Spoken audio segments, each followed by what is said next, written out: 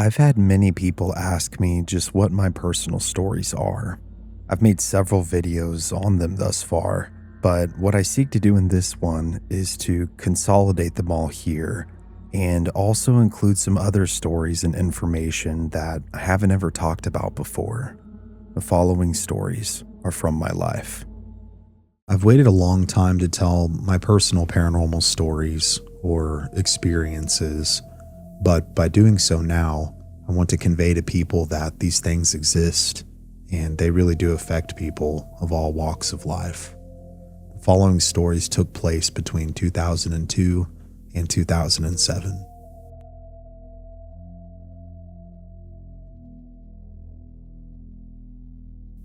I have several experiences that occurred after these, but I'll share those in a different video and at another time. I consider these to be my formative experiences, and these events helped shape my views on the paranormal and the world. I've also asked my family members for their perspectives as well to coincide with what I remember. So with that all being said, I started life out in a city called Derby here in Kansas. I was about 9 years old when the first happenings began. My family consisted of my mom and dad, myself, my younger sister, and brother. Moving from Meadowlark Place to another neighborhood, we had moved across town from one house to another. This one was a duplex-style house on Willow Street, not too far from my grandparents' house, about 2 blocks over or so, which was really nice to be able to ride my bike back and forth and play with my cousin and see them all and, that good stuff. Things up until this point had been semi-normal. Life ebbs and flows, and my parents' relationship certainly had its share of ups and downs, but we all looked forward to this new chapter in our lives. Once we were finally moved in, from the first night we stayed overnight at the house, I began to experience things that I still can't explain. That first night, as I laid in my room asleep, all of a sudden something poked or pushed my arm. Now, my sister had her own room across the hall from me, and my brother was small enough to still be sleeping with my parents the majority of the time. So initially, thinking it was one of them, I opened my eyes, but when I did this, I saw a little boy, but it wasn't anyone that I recognized. And aside from this, the child looked very strange. He was like a pale, glowing blue color and didn't move when I noticed him. He just kept staring at me with these fully white, blank, lifeless eyes. When I finally came to my senses that this wasn't a normal experience, I began to get scared. So, terrified out of my mind and not sure of what else to do, I got up and out of my bed and ran past this entity as fast as I could. The noise would wake my parents up. They would then talk to me and follow me back to my bedroom, but upon arriving, they would see no one. Thinking that I was just having a nightmare or my imagination was running wild in a new environment, they let me sleep on the couch in the living room. I would proceed to sleep there for the next couple weeks until they would ultimately force me back into my bedroom.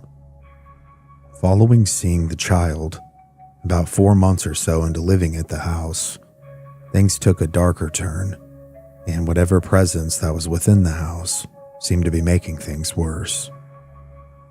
The activity had been becoming more noticeable, drip by drip. We would occasionally hear knocking on the walls, what sounded like items breaking, with there only to be no one there, and no items broken. We had all also began to notice that we felt as if we were being watched at all times. I, for one, distinctly remember my anxiety becoming extremely bad at this time, making it difficult for me to sleep, and when I did manage to go unconscious, I would have horrible dreams. And in these dreams, I was being chased by some abhorrent creature, and usually in the basement. I would always be too scared to look back, and I would be in fight or flight. I would oftentimes wake up dripping in sweat, just as the creature was about to catch me on the stairs.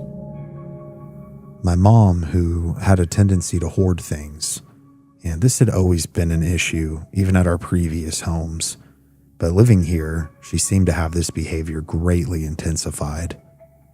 It had been bad before, but it began to reach an entirely new level, and in a short period of time.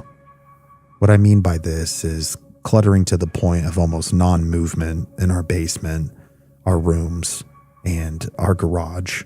It became a major problem. Boxes, trash, and junk of all kinds was what it was mostly. And on top of this, she began to impulse buy multiple animals in rapid succession, either buy or acquire from someone who was giving them away. The trash, hoarding, and animals weren't always being let out when they should have been. Definitely began to strain an already strained and dysfunctional marriage. But it seemed like every aspect of our lives was rapidly being magnified and getting worse all the time. With the hoarding, both material and animal, and the daily fighting, the air became even thicker with anxiety. And the thicker the air became, the more activity we seemed to experience. The sounds, flickers of things out of the corner of our eyes, the persistent nightmares, and the negative environment took its toll on all of us. With my memory not being the greatest, and with trauma also involved, I do my best to tell this as chronologically as I can. One day, shortly after these behaviors had been exacerbated, I remember heading to the basement to get a drink from the fridge that we had down in our laundry room. Funnily enough, it was a Nestea Cool in a can, if any of you guys remember those. And I miss those actually, those were great. Descending the stairs, getting about halfway down, I saw yet another manifestation that shook me to my core. The view as you were headed down the stairs gave a decent view of the basement, like you could see a good chunk of it, and it was here that I witnessed a large wardrobe box being hurled by something that I couldn't see, an invisible force, and it flew from one end of the basement to the other. The bigger boxes tended to be on the left-hand side of our basement, near the extra bedroom that we had down there, and in total it had been thrown about 20 to 25 feet. And mind you, this was a large wardrobe box, so it was full of clothes and God knows what else. So it would have been quite the feat to throw, even if you were a person, let alone, something out of my scope of understanding. So, unable to make rational sense of what I had just witnessed, this had scared me so bad that I ran upstairs and I would refuse to ever go back down there without company ever again. In time, I would find out that I wasn't the only one to have witnessed something strange originating from there. My father and cousin believed that there was something there too, that there was some kind of presence within the house. I don't know all the details of my dad's story, but I do know while he was sleeping in the spare bedroom down there, while him and my mom were particularly on the rocks, that he began to hear voices, like distant whispers, that grew louder night after night. These voices seemed to originate from nowhere, but yet they were everywhere. They would force him to question his own sanity. And it's important to note here that my dad isn't schizophrenic or anything of the sort, and he hasn't experienced anything even similar before this or after this. Not too long after this occurred, my dad had another experience, and I'll let him explain it in his own words. Also, as a side note here, my dad's not a professional storyteller, neither is my cousin, so definitely take it easy on them, because they're just recounting their experiences. Thanks. We moved into a new home in 2002, and it was on the other side of town, so you kids had to change school and all that, and this is like basically a last-ditch effort for your mother and I to try to save our marriage. So it was just, you know the whole story on that part. And we moved in. Inside the house, I had started to experience a dark presence inside the home, something I didn't understand what was going on. It made me angry. I was starting to fill it with just rage. I was just mad, and the situation with your mother and I was deteriorating to the point where, I just didn't want to be around her. I think that it caused an adversarial problem within the home. I remember one night, early morning, I'm trying to remember, the details get a bit fuzzy now, about when I was in the bathroom, that one that was right off the hallway, right across, down from your room. There was a coat closet right directly across. You remember, Kaylee's room was at the end. And I was looking in the mirror, right, rinsing off my face. Your mother and I had quite the argument earlier, and I was so full of anger. I went to wash my face, and I see something that flashes in my face. I can still remember to this day, is like it lit up, like the mirror lit up from behind, which is impossible because, the lights were off in the bathroom except for a nightlight. And I saw a demonic face. And it roared at me and just scared the living bejesus out of me. I just seen things that slowly deteriorate within the home. I know that I slept downstairs and your mother was sleeping upstairs in your room. And I was just mad all the time. I remember being really nice to you kids, of course. I never took it out on you necessarily. I just, wasn't happy. And I felt like a dark, malevolent presence was there in the home. And as time went on, your mother moved out and Roy moved in. And even him and I were experiencing some issues with the darkness. It was just something about the house just felt evil. Something was not right about it. It just, that weird smell that we'd smell that would disappear for no reason, that smelled like rotten eggs, you had to be gone. The odd things in the garage, the random noises after we cleaned that garage out, the odd things that would happen all the time. My cousin as well recalled a strange happening that I had forgot about, to be honest, and also had his own experience in the basement, which I'll let him tell in his own words as well. My first impressions of the house were some of what one would usually expect. It was a new house, so it was unfamiliar, but at the same time, that made it cool. Over the next few years, me and my cousin would spend plenty of days and nights having adventures within and around the confines of that suburban home. But over time, something strange began to emerge behind the wooden panels and carpet. Something that I can only describe as evil. I wasn't exactly the bravest sort. My imagination could run wild and would often find a better way of scaring me than anything else ever could. That being said, things within that house happened which went well beyond the machinations of my fearful mind. The first incident occurred during the daytime. We had been playing a game in the living room when we heard Cody's sister scream from the other room. When we ran in to inspect, we found that a snow globe of hers had broken open without an explanation. I remember this clearly because I had always wondered what kind of liquid was inside a snow globe. I smelled a chemical smell in the air that made me think of nail polish. We set about cleaning up the glass, but never really gave it much thought at the time. It is only later that we realized that we never really asked ourselves, how exactly did the snow globe break? I would recall sleeping on the living room floor, and in the early hours of the morning, I could hear running water, and I would catch a glimpse of the shadowy figure of a man wandering in the kitchen, near the entrance to the basement. Sometimes I would barely remember these moments, like they were just dreams. Other times I would be completely awake and conscious, but would be just too scared to move. At times I would try to make myself believe that it was just my uncle, and it would make it all the more chilling when Cody's dad would finally come in and turn the lights on, and I'd know for certain that the figure was not in fact him at all. The worst and most sinister of the activity, however, was definitely within the basement of the house. Whether during day or night, I felt like even the corners of the rooms hid watchful eyes. I couldn't stand the dark open doorways leading to my uncle's bedroom and the bathroom. The thought of something lurking in the shadows was impossible to banish from my mind. At times, This was so bad that I'd have to cancel sleepovers and call my mom to take me home. The worst of this came during a nightmare I had when I was sleeping in the basement.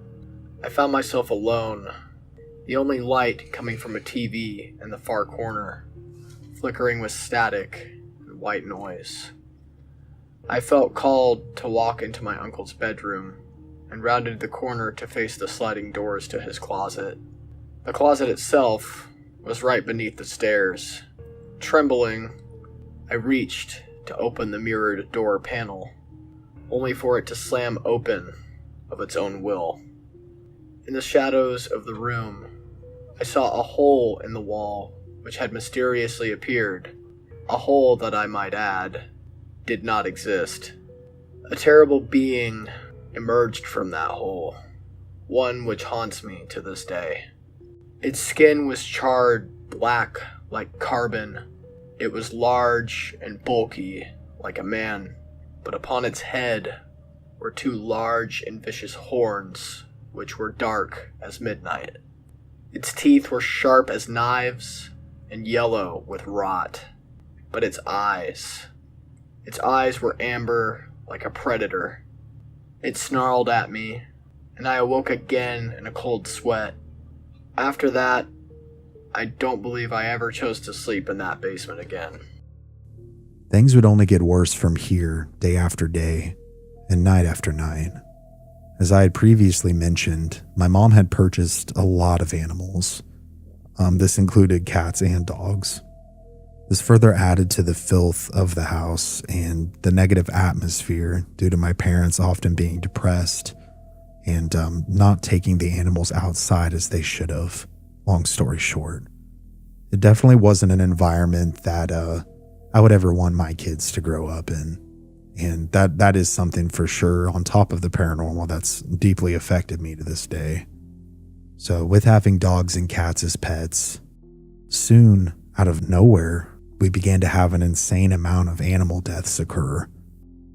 We ended up losing a total of 7 animals altogether within less than 2 months. What were perfectly normal, relatively healthy animals would just pass. And I did want to put a warning here because I'm going to mention a few details about the animal deaths, and I don't want to upset anyone who's sensitive to these kinds of things. So I'll mark the timestamps down in the description of the video if you prefer to fast forward past this. Again, I don't remember all of the details, but when the animals would pass, I would usually assist my dad in burying them. We tended to bury them out back behind my grandparents' house a couple blocks over because they lived next to like a woodland area, like a creek.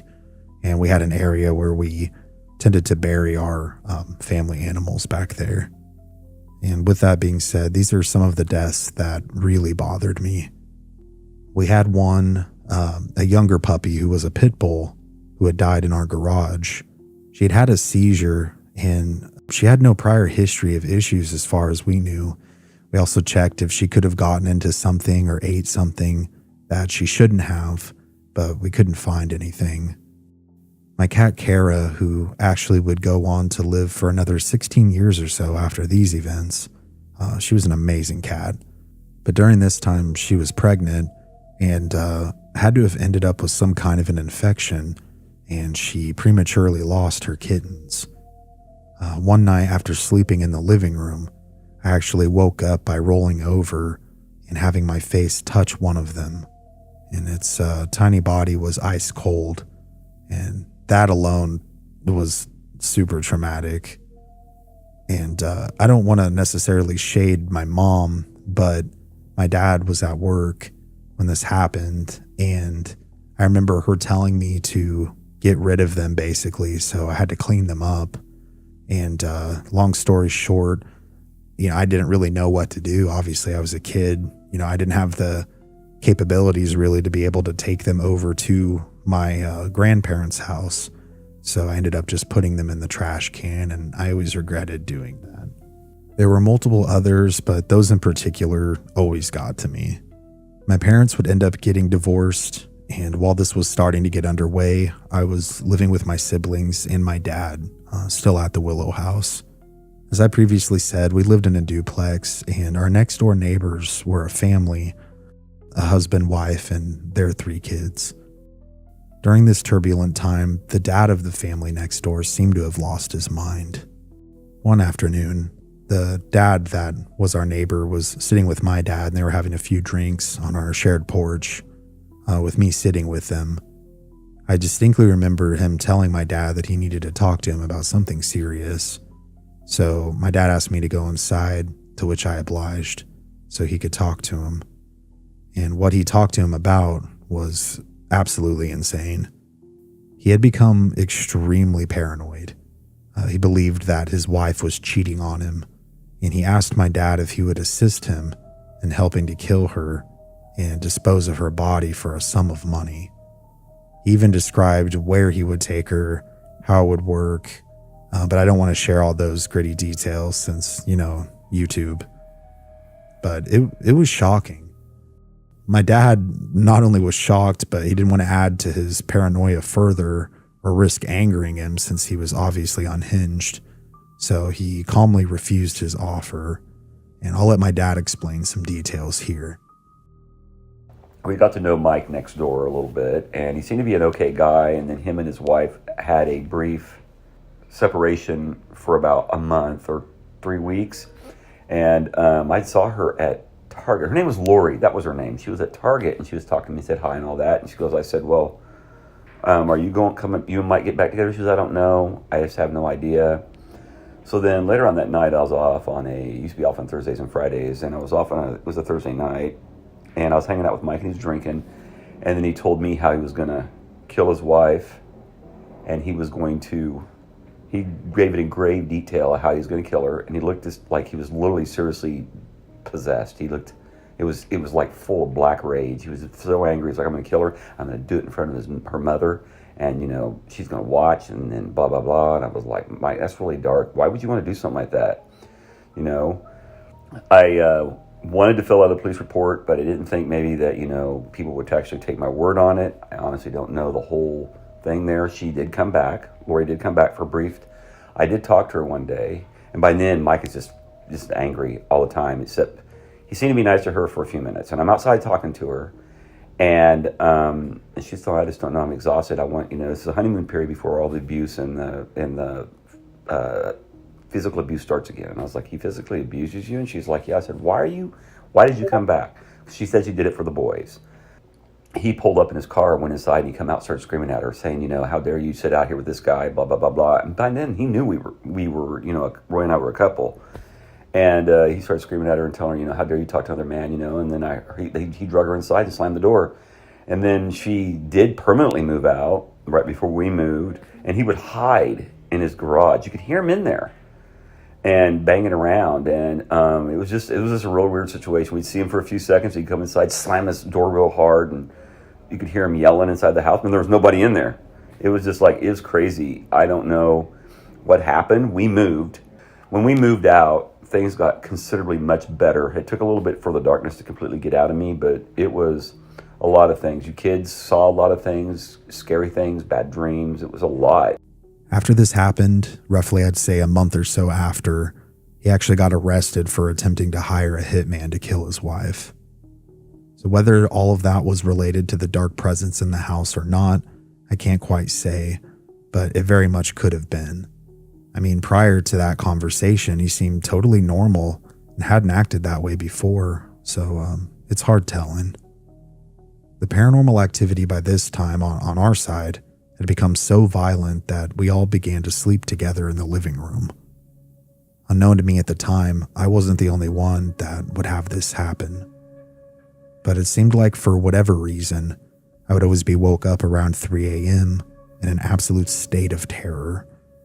Things would often be knocking or moving around us. And I remember the time because we had a cable box that displayed the time in our living room next to our TV.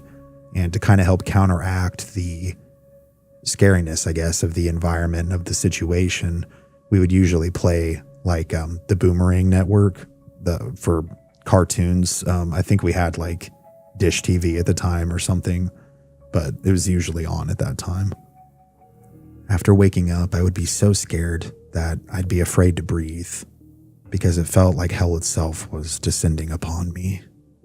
I would lay my head to the floor and could hear additional bangs and oftentimes what sounded like glass breaking in the basement below, or things being thrown or destroyed or mangled. If I managed to gather myself, I would try to wake up anybody that I could, either my dad or my brother or my sister, but I could never manage to do so. It was as if they were in some kind of a coma state. I also knew I wasn't dreaming because I would oftentimes stay awake until the sun came up, way too scared to try and rest. And most of the time, the majority of the banging and the overall noise would cease at dawn. And after talking to my family, I would later find out that this for sure happened to my brother, my sister, and my dad at random times during our lives there, during this particular era. Given all the things we had experienced and been through, it seemed as if whatever presence that dwelled within the house fed off of death and sorrow. When the divorce was finalized, us kids ended up moving out of the house to live with our mom, thus closing a very disturbing chapter in our lives. But little did I know, it would just be the beginning of another. Whatever evil that originated from this house seemed to follow or affect us even after we left. What follows is a series of incredibly terrifying and disturbing events as well, and I'll be sharing those in the next video. I did have a couple of questions having dug up the past in regards to what me and my family have experienced, and this has led me to seek answers. I've tried going through the past of the area, having lived there or near there the majority of my life, and I couldn't really find anything that could have directly caused the haunting as far as tragic events or what have you, historic events. The area does contain old Indian burial grounds, but it's nearly impossible to figure out where exactly those would be. The home, or rather the duplex, if I were to guess, from the dated wood paneling and the carpet at the time, was probably built in the 1960s or 70s. It was a rental, so it's also impossible to find out who the past tenants were or the previous owners.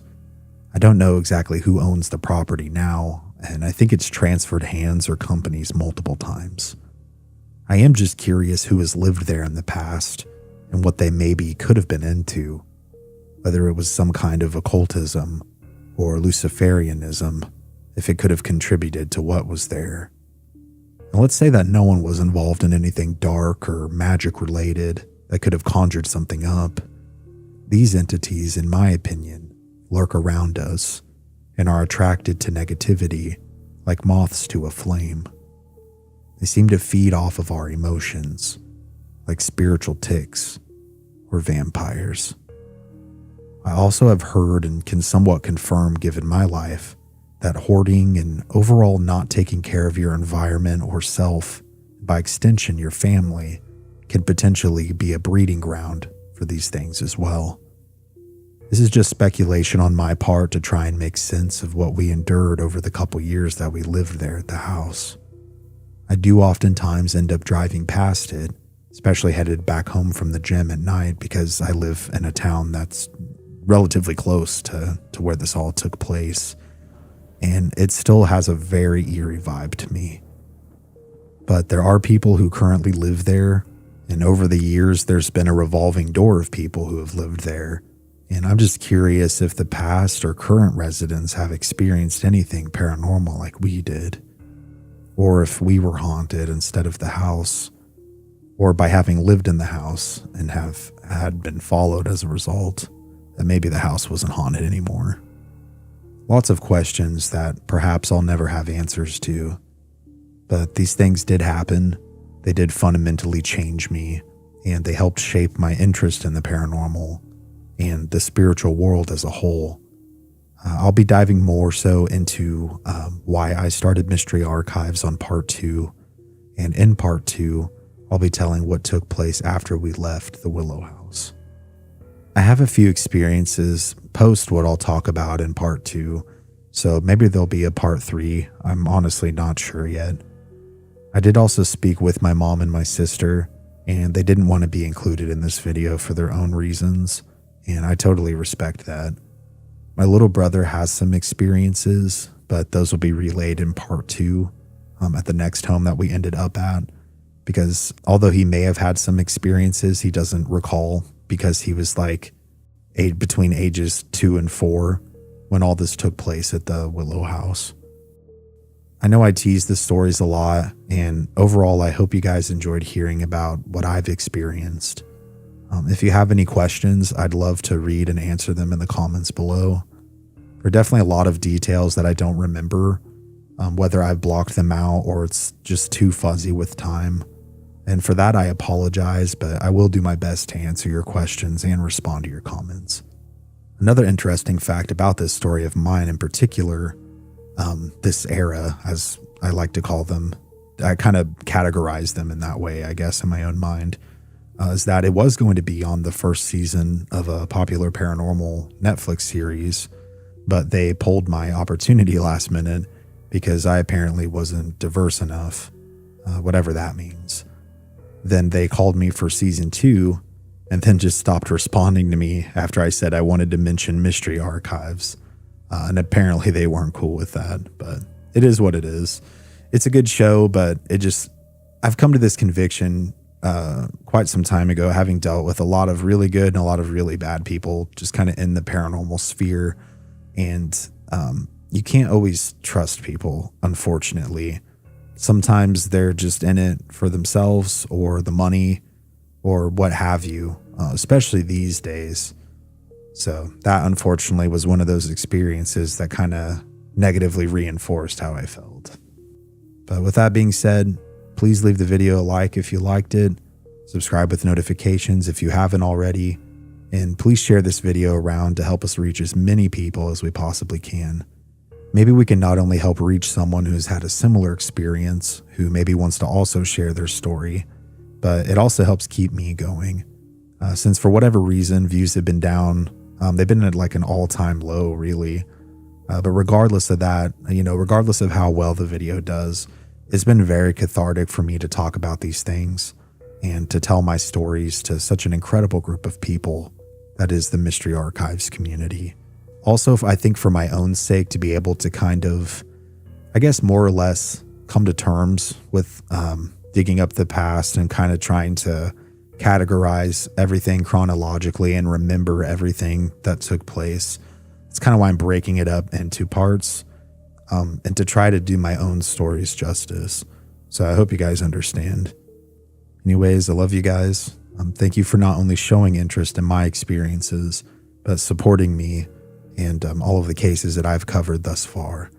I did want to let you guys know that especially towards the end of this video, I do kind of go on a bit of a long explanation that is pretty much just going to be entirely raw, and it involves a lot of personal details and things from my life that I just kind of wanted to get out there. And I hope overall you enjoy the video and the stories and just the content as a whole. Thank you guys.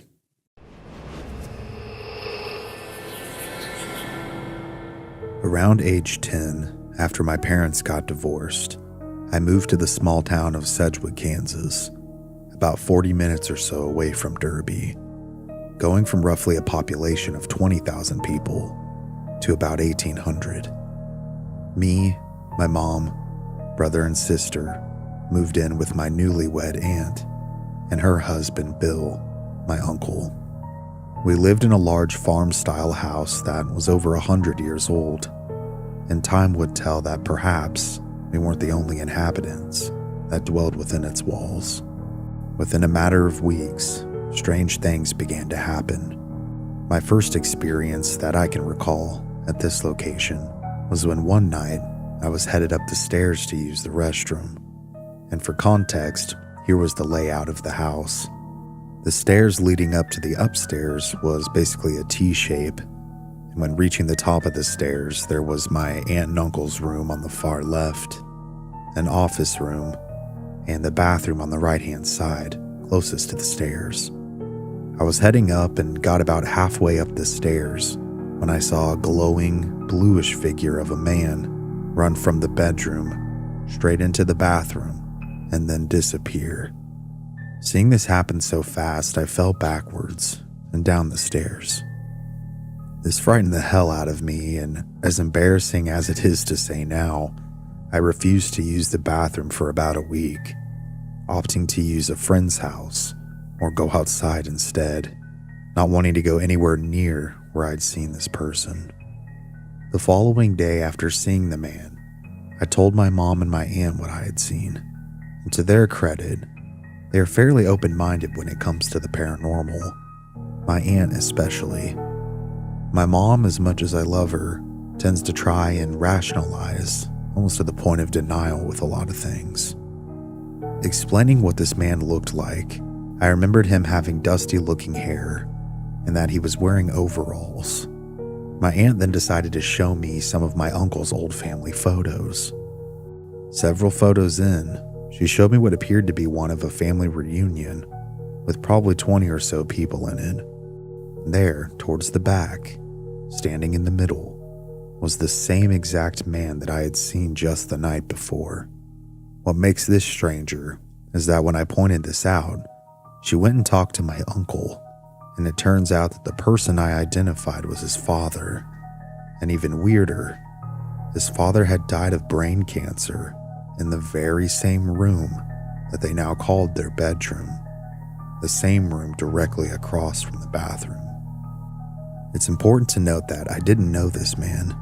I didn't even really know my uncle, to be honest, and definitely not his family. And I hadn't seen any family photos prior to this of his family. As strange as this event was, it would only progress from here. My grandmother, who had been living with us in the last days of her life, had passed away just a few months before all of these strange things started happening. The paranormal happenings would greatly intensify after she passed.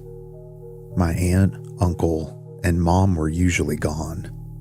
Typically, they were either at work or running errands or both, leaving us kids to ourselves for a good chunk of the time. I did also want to mention here that if you hear a dog panting, it's storming outside right now, and Luna, my half husky, half Great Pyrenees, does not do very good with storms. So she's actually right at my side, and I'm giving her some lovies while I narrate to you guys. So with us usually being alone, we would rely on each other, especially in the evenings. It was mostly up to me, being the oldest, to make sure that everyone had had dinner, they had showered, and we were all ready to go to bed. Showering was unnerving because the basement, like the house, was just so creepy. The only working shower we had was in the basement laundry room, and the shower was made of cracked concrete and had an old spigot-style shower head. Looking up, you could see the cobwebs in the planks overhead. The kitchen would have been directly above where the shower was. For context, my aunt, similar to my mom, was also a hoarder, so the basement, aside from a small cleared path, was packed with junk in boxes. Adjacent to where the shower was located, or rather the room, there was an old cannery in the back of the basement that had long since been abandoned, still having piles of old cans stored within the walls of the small room in the back of the basement. So already being scary to us kids on its own, it would become even more terrifying in the coming months following my grandma's passing. We would often go in pairs, with the odd person out staying upstairs. One of us would shower, and the other would stand outside the door to talk to the other, to make each other less scared. We also often played an old boombox stereo with whatever CDs we had. This usually would help keep us calm while we did what we needed to do. We would often talk about what had happened that day at school and what was going on with our lives at the time. One night, though, that's burned into my memory, with my little brother upstairs watching something. I kept watch outside the door while my sister showered. Keely had only been in the shower a few minutes when suddenly the power went out. What made it worse was that the stereo that had been playing faded into this eerie low octave as it shut down from the lack of power. My sister, who was already terrified due to the sheer pitch blackness of the room, began to freak out. Trying to be the older brother and trying to keep the peace as I heard my sister and my brother scream, I tried to talk them through the situation. I told Caden, my brother, to sit still, and I told my sister to quickly rinse off the soap that she had lathered with, and to grab her towel, and we could both go back upstairs where I'd try to find some candles or something. About the time the words left my mouth, there was a loud scratching noise that came from the wall that separated the laundry room and the basement space where all the boxes were. Not knowing what this was, I began to get incredibly scared as well, because I knew that that wall was concrete, so there couldn't have been an animal in there. Suddenly, the scratching turned into something else. Over the shrill screams of my sister, I heard what I can only describe as a horrible snarling noise. It was something unearthly, as if the vocal cords of a pig and a person had been intertwined while they both screamed. It was downright disturbing. With this, I quickly began to scream as well. My poor sister, in a panic, had ran into me trying to exit, headed towards the stairs out of the laundry room, and began clinging to me in pure terror. In the chaos, she would accidentally scratch my back as we both scrambled to get to the stairs. In the darkness, with a surge of adrenaline, I tossed her in front of me, and both of us ran upstairs as fast as we possibly could. As we got into the living room, my little brother was scared and crying as well. As we approached him, the power came back on, but the lights began to flicker. With all three of us still hearing the sounds coming from the basement, it sounded as if whatever it was coming up from the basement wall and up into the floor below us. It began hitting the floor below us, what would have been the basement ceiling. With all of us scared out of our minds, I grabbed my siblings and took us all out onto the back porch and then into our backyard. We would stay back there for, I'd say, probably about 2 hours or so until my mom got back home. And the whole time, the lights were flickering inside of the house. There was no storm. Although the house was old, the wiring was not. And although this was traumatic, no doubt, this would be far from the end of the experiences for all of us. Our doorbell began to malfunction, so to speak. And growing up in a small town as kids, a lot of us would do what was called ding-dong ditching when we were bored, where you'd essentially roam around town, run up and knock on someone's door, or ring their doorbell and run off and hide before they answered the door. At first, we thought this might have been the case with our doorbell. It would always happen at night, and upon opening the door, no one would be there. And it's possible that maybe it happened a time or two, but with how many times it began happening, pretty much every single night and multiple times a night, and us never seeing anyone there or in the bushes or anything, it became really unnerving. My uncle, who worked early in the morning, finally got tired of dealing with whatever was going on and decided to disconnect the doorbell. And under normal circumstances, this would have worked, to be honest. But, of course, this wasn't a normal situation. Things were silent the first night after he disconnected the doorbell, and then something peculiar happened. It began to ring again. This should have been impossible because it had no power source. The wiring was severed, and it wasn't battery powered. And even if there was some kind of residual power left in it, it would have dissipated in the coming days, I'd think. It would continue to ring for months. And it seemed to get later and later. Because before, let's say when the sun would go down, let's say 8 or 9 p.m., maybe even 10 p.m., it would ring. And as time went on, over those few months, began to go off a lot later, or earlier in the morning, however you want to look at it, usually around 3 to 4 a.m. So, I mean, when we're all sleeping or trying to sleep, if we could manage to get to sleep, then it would essentially disturb that rest. And maybe that was part of the motivation of whatever was causing it. I highly doubt that it was kids around this time.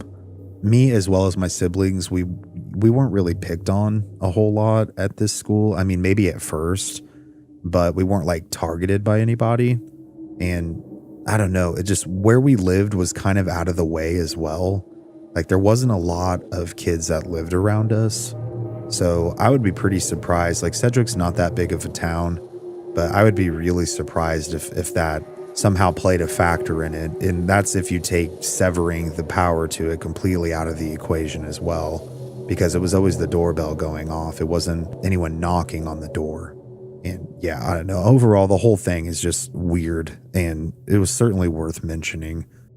My mom, similar to how my dad said he felt later following our experiences at the Willow Street house, began to change. She began to become more disconnected and more angry. Less recognizable is the best way that I could put it. There's a lot to this, and I'm certain that not all of it is paranormal by any means, but I do think it was similar enough to how our previous experiences were to mention. Any negative behavior in all of us, or behaviors, but especially in my mom and my aunt, seemed to be magnified substantially. We would all fight, we'd have outbursts, and generally we all contributed. Granted, we were kids, but we all contributed to a negative atmosphere while we lived there, which, although we had been through a lot, wasn't really like us. So for some more context here before I continue to try and make things make as much sense as possible. So my sister was the only one that had a room next to my aunt and uncle. My mom and me and my younger brother, Caden, we didn't have our own rooms. We slept on we took turns basically sleeping in a chair or on a couch or on the floor. And to try and, I guess, like carve out with me being the oldest, I tried to kind of like carve out my own space. And I also wanted to try and get over my fears. And with that, I began sleeping down in the basement. There, I just had this like small little lamp. There were overhead lights, but the bulbs were long burned out, and I didn't know how to change them, and no one else was going to do it for me. So I had essentially tried to clear out the path a little bit more than what was already there. And basically, I had a small TV down there. I had some blankets. I would make what I would call lasagna pallets, where I would just lay a bunch of different blankets down on the floor and just try to make it as comfortable as I could for myself, and eventually also my little brother, like hang out with me down there sometimes and sleep down there with me sometimes. So with this next story, there's definitely two perspectives, right? There's what my brother experienced, and there's what I experienced. I'm going to let my brother tell you what his experiences were like in this particular event, and then I'm going to tell my perspective. So I've had many spiritual experiences, many of which I would say are from God, and many of which I would say are literally just from demons. And there is one of those experiences, though, from what I would consider to be from the demonic, that has stuck with me more than any other throughout the years. I remember being a kid in our small town house, and my brother and I had to share the unfinished basement, which was very creepy. Everyone else had their rooms, but we just sort of made the most of ours. I would often wake up in the night being very afraid and freaking out because I was afraid of the dark, as a lot of kids are. But there was one night where I woke up in pitch darkness, and this experience was not the same. I didn't just feel afraid of the dark. I felt afraid of something in particular. So I bolted out of the blanket fort we'd made, and I peeked my little head over the containers that were stacked on top of one another. And at the back of the basement, I saw something that chilled me to the core. My blood just ran cold, and I froze in fear for what felt like forever but was probably only a few seconds. I saw this bestial, almost translucent yet glowing thing. But what I remember to this day is its glowing red eyes. And I don't mean glowing as in light, I mean glowing with hatred. It felt like it looked into my soul, and it just hated me. It had rage at me, and it instilled in that little kid who was me a great, great sense of fear for entities that are frankly evil and negative. I remember just bolting upstairs and curling up next to my mom like I normally did, but this time I was hoping and praying nothing would come and destroy me. And I know it wasn't just me, because later that night my brother also had a very harrowing experience. So, me and my brother, obviously we as a family didn't have a lot of money, and we were trying to entertain ourselves, as best we could. And I thought it would be cool to make a blanket fort down where, our makeshift room was. So I went ahead and took a bunch of pillows and blankets, all the ones that we had at our disposal, and built a fort out of it. Well, we decided to essentially snuggle up in the fort and watch the movie Cars, which was kind of like one of our comfort movies, I guess, at that time. So what I remember is essentially getting into the fort, getting under the blankets, getting comfy, and then we started watching Cars. And I fell asleep. I remember waking up and my brother was gone. And I was like, oh, maybe he got scared or preferred to sleep with my mom or whatever. I didn't think of much of it at first. The way that I had it designed was I had draped blankets across various boxes that kind of led down the path that was like towards where the cannery was at, and where you could kind of crawl in and out of, basically. It's kind of hard to explain without having a picture, but I don't have a picture of it. Anyways, long story short, towards the end of that, what would have been the entrance, but with me being up by the TV, I was all the way into the fort. I began to hear a rustling sound, and I was like, huh.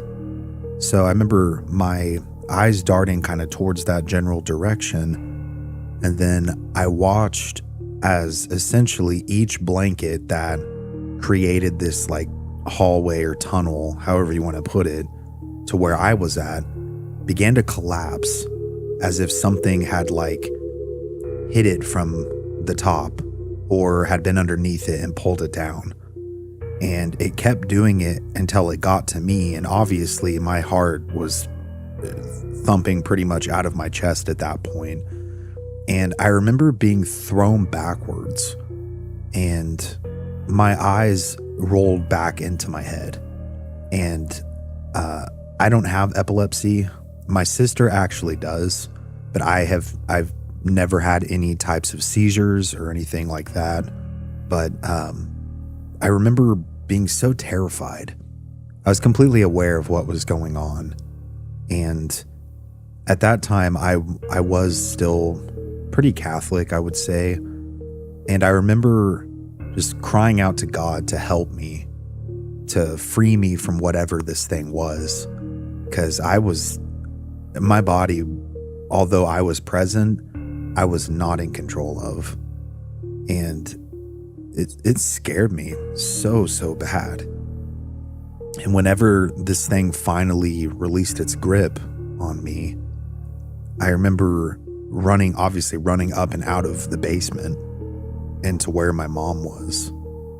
And I was hysterical. I didn't really stay down there. I can't even recall ever really going back down there after that point.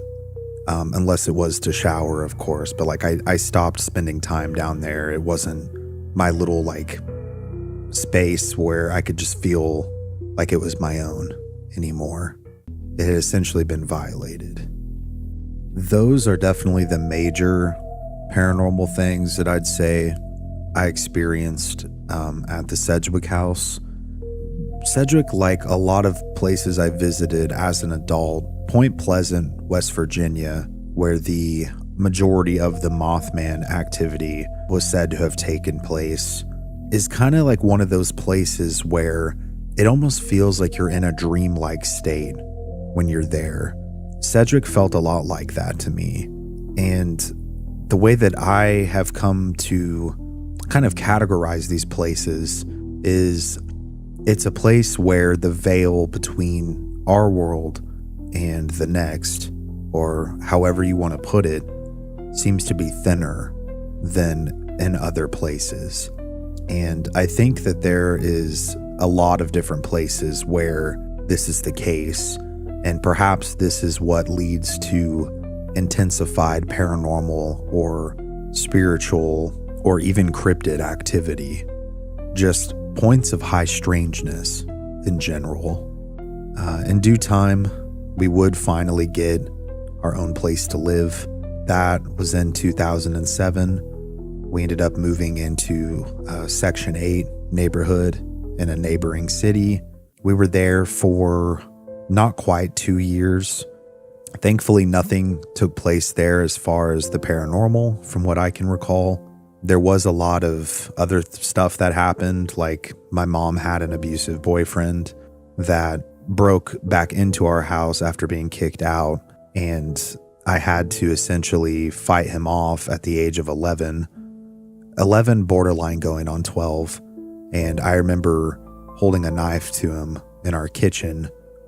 Obviously, I'm a big guy. I was a big kid, and this dude couldn't have been any bigger from what I remember than like 5'5" or 5'6". But yeah, just a lot of crazy stuff. My mom then had another boyfriend, and this is kind of what ended our time there in the Section 8 housing. Was even though my mom paid a prorated rate for rent, we ended up eventually getting evicted because this dude essentially stole our rent money and stole my camera, which was actually the last thing that my grandma Agnes had got me. And actually, sorry, this is all super out of pocket and just me being raw and just real with you guys. It was with that camera that I really started to get interested in not only filming, but just like producing content in general. I used to be really into like claymation and storytelling, even concocting my own movies, I guess, with like video games. Like Soul Calibur was one that I would write whole storylines to. And long story short, it was a very important item to me for a variety of reasons, but also because it was the last thing my grandma got me before she passed away. And this dude ended up stealing it. He also stole our rent money, which got us evicted. And we ended up being homeless in a van for several months during the summer. This would have been summer of 2008. So I would have been about 12 at this time, if not pretty close to 12. Like I said, 11 going on 12. And ultimately, my dad would get custody of me, and I would end up living with him and moving on with my life. I'm on good terms. I'd say probably great terms with my parents now. And no one's perfect. You know, let's be honest. We make mistakes. You know, no one necessarily wants their kids to grow up in a dysfunctional house, let alone dysfunctional house or houses that are afflicted with the paranormal. And I oftentimes wonder if trauma can attract the paranormal, can attract darkness. I certainly know that it can be exacerbated by the paranormal, but I wonder if it also essentially attracts beings that feed on that fear and that sadness.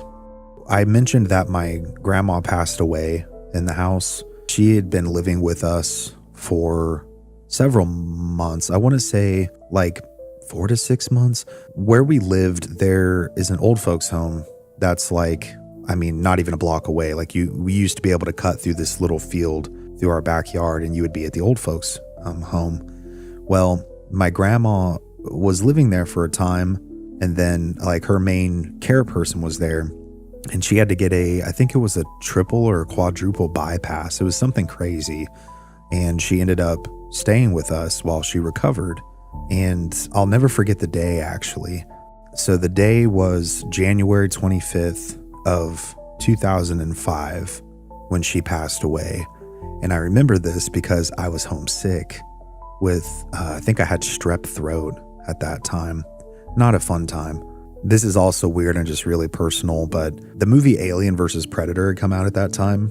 So I remember that was the release date of that movie on DVD. I had gone to Walgreens with my mom to pick up my prescription to treat my strep throat. I was like, hey, Mom, can I get this? Yeah, sure. So she gets me the DVD. I was starting to watch the movie in our living room, just I couldn't really do anything. And a rule of us being sick was that, we couldn't really play like video games or be on the computer or anything like that. So I was just trying to make the best of it. I had taken my medicine and I was starting to watch this movie. Essentially, my grandma started going into, because she had diabetes as well as other health ailments. She started going into diabetic shock. So I remember being with my aunt and my mom. They asked me to please go try and get her care provider over at the old folks home. So I ran over there, couldn't find the person. They were paging her. So I ran back to tell them what was going on and that basically she would be there as soon as she could. And I remember my grandma, I'll save a lot of the really gritty details, but basically I ended up holding her hand while she passed away. Also, not really relevant, I guess, to the stories themselves, but more so relevant to my life. I had also seen her husband, my mom's dad, pass away in 2002. Yeah, I held her hand while she passed away, and I really think that fundamentally changes someone when they actually watch someone like in their eyes die. With that being said, that really made me question a lot. That really made me question God and why I would be put in a position where I'd have to witness that. A lot of things. I was really angry about it for a long, long time. And I had a lot of dreams about her. And it definitely, even now, is still some major trauma that I think I've mostly processed. But with not only dealing with all of the dysfunction and filth, and then you stack the paranormal on top of that, as well as the trauma not only of my parents getting divorced, but also literally watching my grandma die. I mean, from the time she passed, just to kind of, again, for context, when we knew for sure she was passed, or she had passed rather, I mean, I was there even when they came and like loaded her up, like in a body bag. Like it was really messed up, for sure. When you couple all those things together, I think that it really made me not only question everything, but question why these things happen. And just what is the paranormal? Why these things exist? I wanted to know more about whatever these things were. And in a sense, I don't know if I noticed it at the time as a kid, but throughout high school and then as I became an adult, I had always maintained an interest in the paranormal. And I believe that it became kind of a calling for me.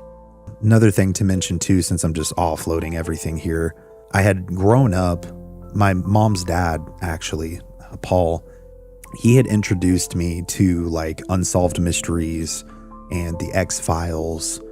And he actually had worked at Area 51 as an aerospace engineer in the Air Force. Long story short, we've got family stories from that too. It's a whole thing. But I always gravitated more towards like the mysterious and the supernatural type entertainment. And I don't know, one thing led to another.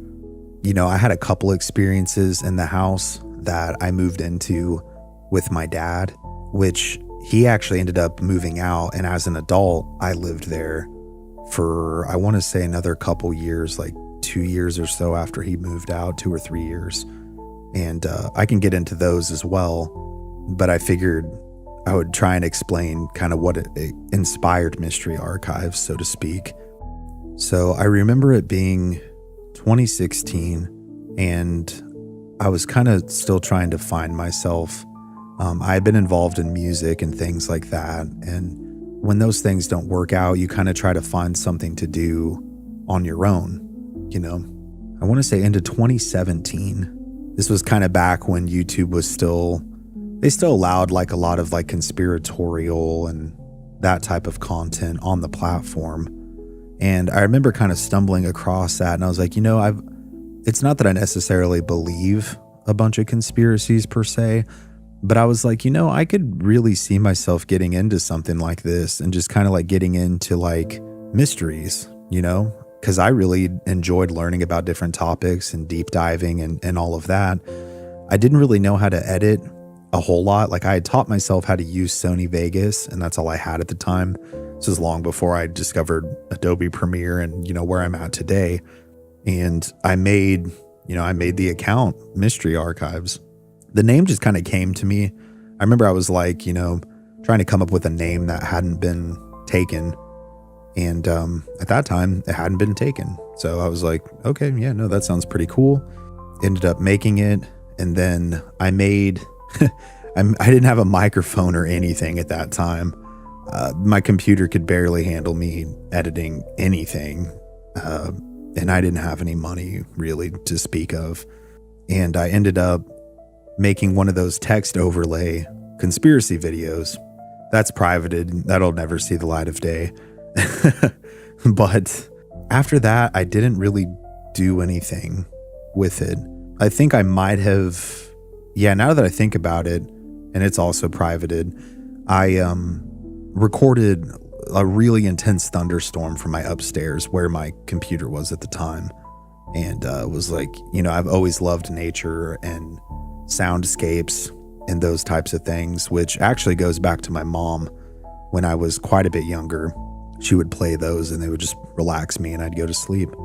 I had recorded that, but other than those two things, I don't think I really took it seriously or really developed a concept of what I wanted to do with it realistically. Fast forward to 2020, and I got first furloughed from my job, which I was, at that time, I was in paint prep for aircraft. So like surfacing, sanding, priming, that type of stuff, getting it ready for the final coats of paint here in Wichita.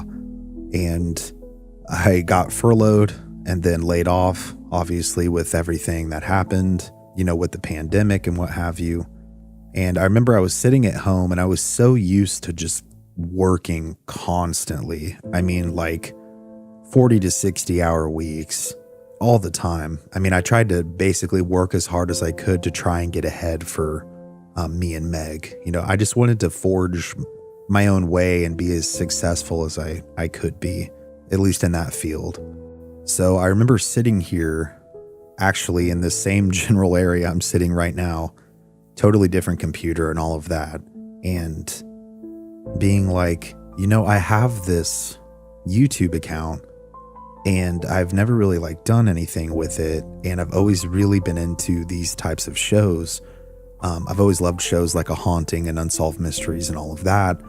I was like, what if I tried to do something like that, but just in my own way? I had always been fascinated by a particular story, which is Stoll, Kansas, which was my first video, which I think I'm going to revisit in a later video and just give it an updated version, I guess, so to speak. But that was it. That was my first video. Editing wise, I didn't really know what I was doing, but I was like, what is the software all the main YouTubers are using? And it was Adobe Premiere. And I just tried to adapt and learn as fast as I could on the fly.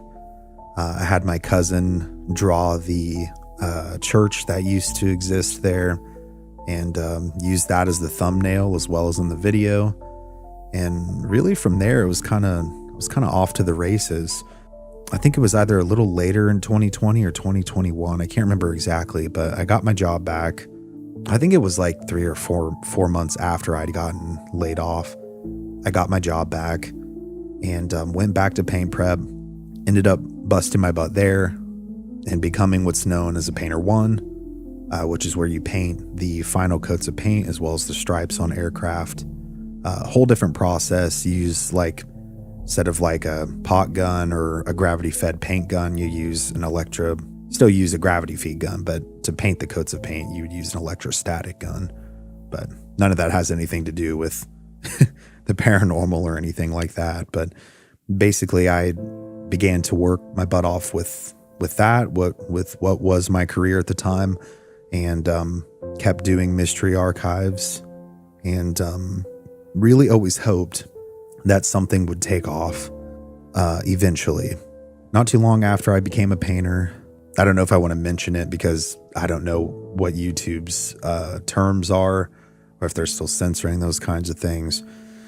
But basically I got really sick with, what was causing the pandemic, and I could have died, to be honest. I was in that rare bracket of people where I was really, really, really sick.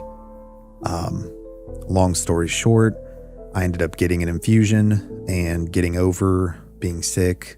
My grandfather, who had always taken amazing care of himself, my dad's dad, he ended up passing away from the same thing.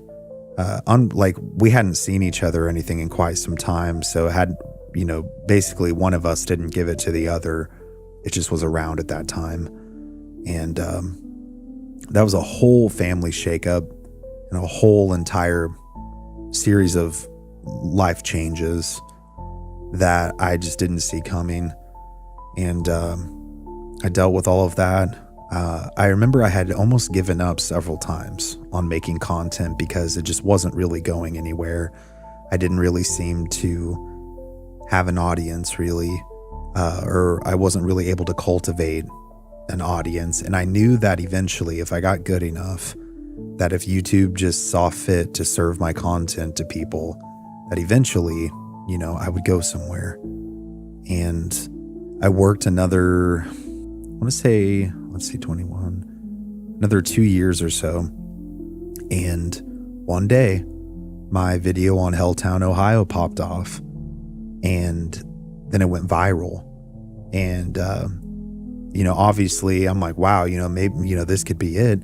I didn't want to, count my blessings or put all my eggs in one basket, so to speak. So I basically kept making content, and it kept doing really, really well at that time. The algorithm was shining upon us, I guess. Not as much these days, but coming out of nothing to exponential growth it was life changing for sure.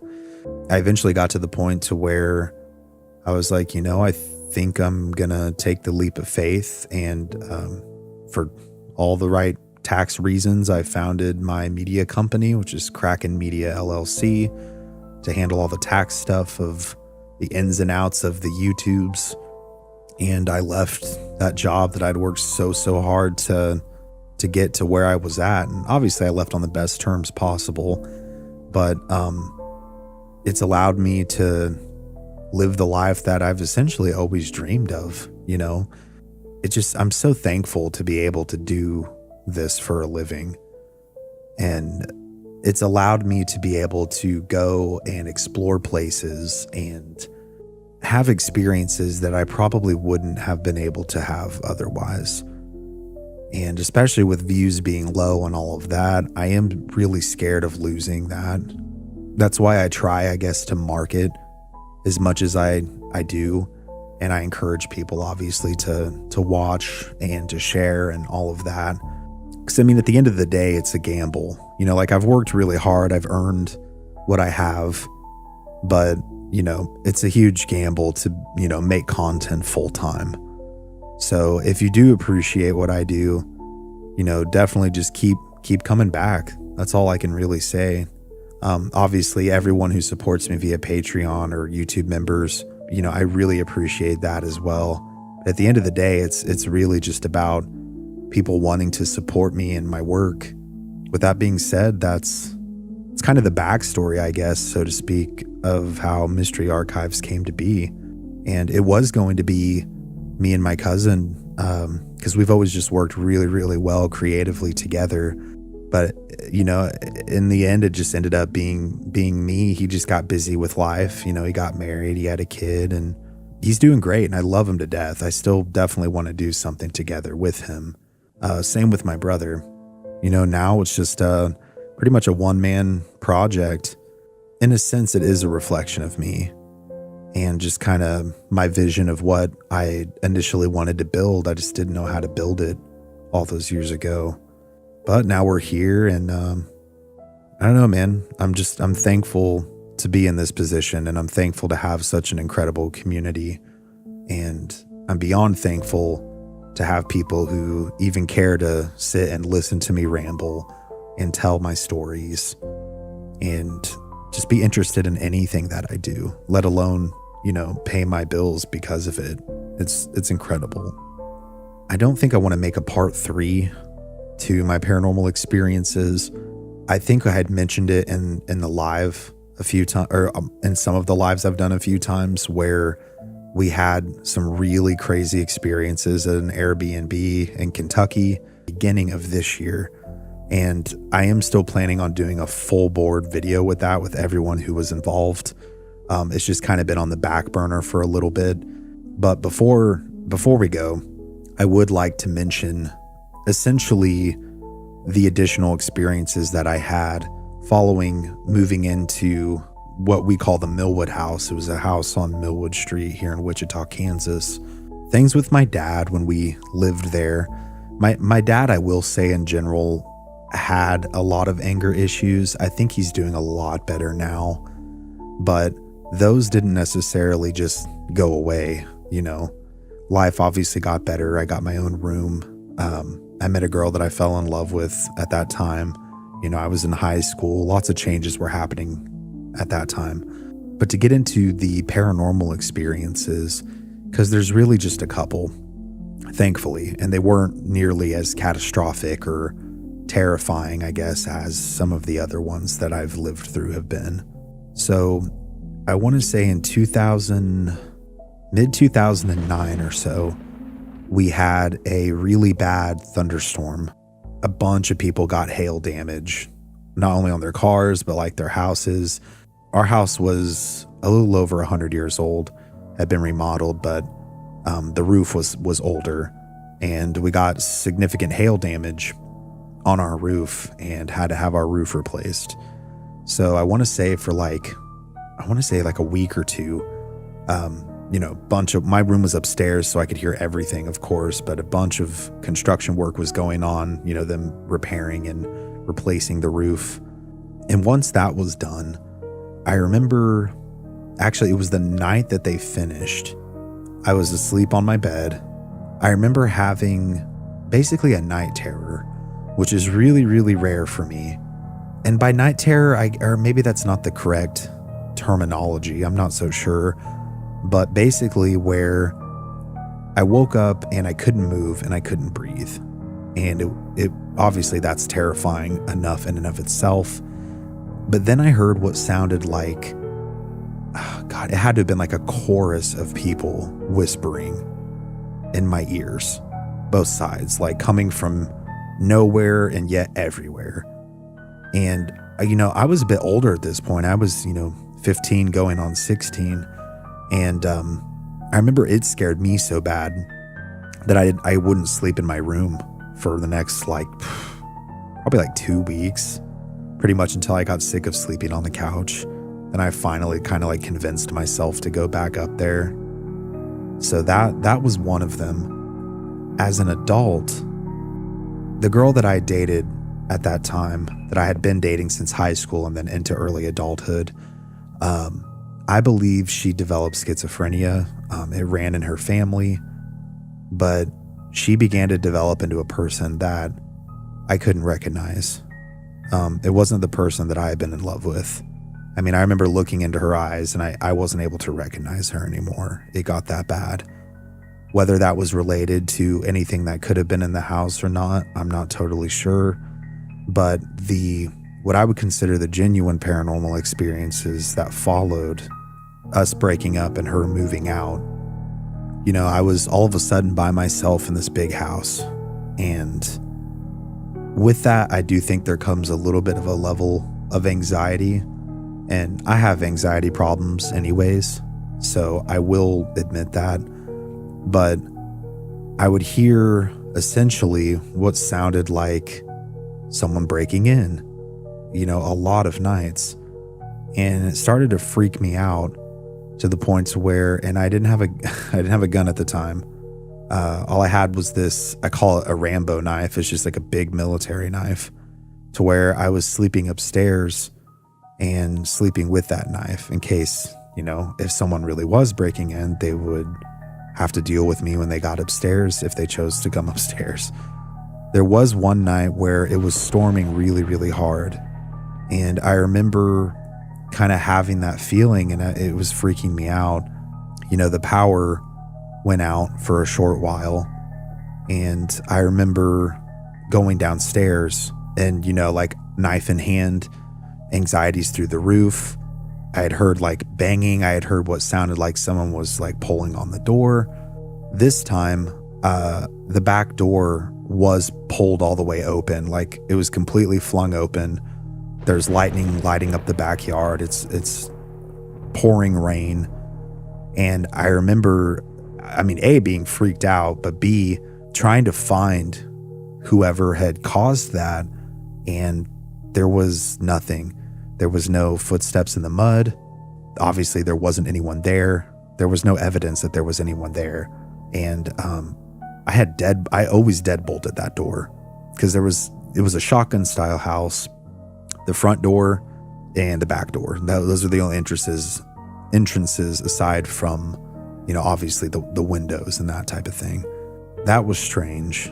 Whether it was truly paranormal or not, I'm not sure, but it definitely was worth mentioning. And then there was one other time where it was just me. And at this point, I had kind of gotten a little more comfortable with living by myself. My room, I had moved it downstairs, and kind of like in the master bedroom that was, if you had walked in the front door, it would have been on the right-hand side of the house. But I remember feeling some dark feelings in that room as well, just in the house in general. And one night when I was sleeping, I remember being woken up to what felt like something biting my neck. I still to this day, I don't fully know if it was like a half dream state or what have you, because it was just me and my cat Kara that lived there at the time. But I remember this was like midwinter, and I remember kind of waking up or being in that dream state and going outside of my front door and just standing there, and then eventually making my way back inside, which, if that was a dream, that would have been extremely strange. You know, obviously I can't prove that it did or didn't happen, but upon waking up to feeling like I was being bit in the neck, I remember feeling around my neck, and in there to the right of the bed, there was a big closet that had mirror doors. So I remember looking into the mirror doors, and there was just enough light coming from the internet box to where you could kind of make things out. And I remember seeing this like little, I don't even know how to describe it. It was like a little like gargoyle creature that was on my neck. And I remember pulling it off of my neck, and then all of a sudden it wasn't there. That I was like, I didn't even know. Like I thought I had to have been dreaming or something. And I very well could have been, to tell you the truth. But those are the only what I would consider paranormal-esque things that happened living in the Millwood house, aside from some hypnagogic hallucinations with Megan after she moved in quite some time later. So with that being said, I have had other experiences as an adult, some pretty recent ones actually, like this year and even last year. But I'll cover those in due time. I hope all around you guys have enjoyed my storytelling and just my rambling and just kind of how Mystery Archives came to be, as well as getting into my experiences. It's been really therapeutic and really cathartic, as I previously said in the last video, to be able to kind of talk about this stuff and come to terms with it as an adult. And that's everything from the dysfunction to, the spiritual aspects, to explaining kind of how I started Mystery Archives and all of the above. And again, I just want to thank you guys for being interested and being willing to listen. The fact that I even have anyone supporting me at all is truly mind-blowing.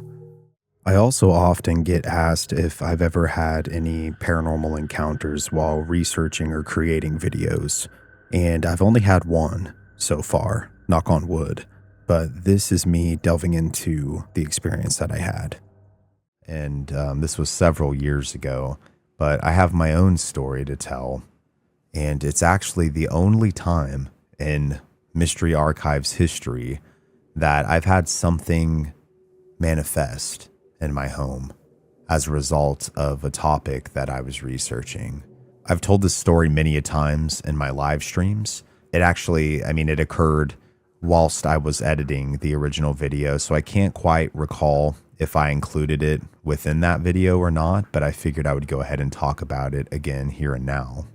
So I remember that I had recorded my video, and my office setup actually was towards this part of the room. My house is not very big. This is kind of like my dining room area over here.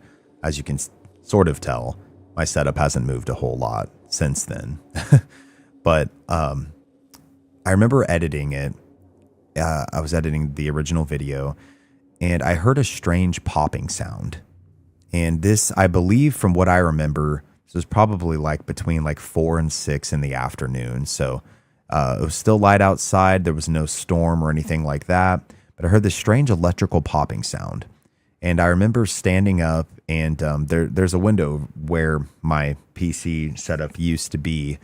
And I remember looking out over thinking maybe it was a transformer or something like that, albeit it didn't seem to be loud enough. And obviously my power wasn't interrupted or anything like that. So I'm like, maybe something happened nearby. I don't know. I dismissed it at first.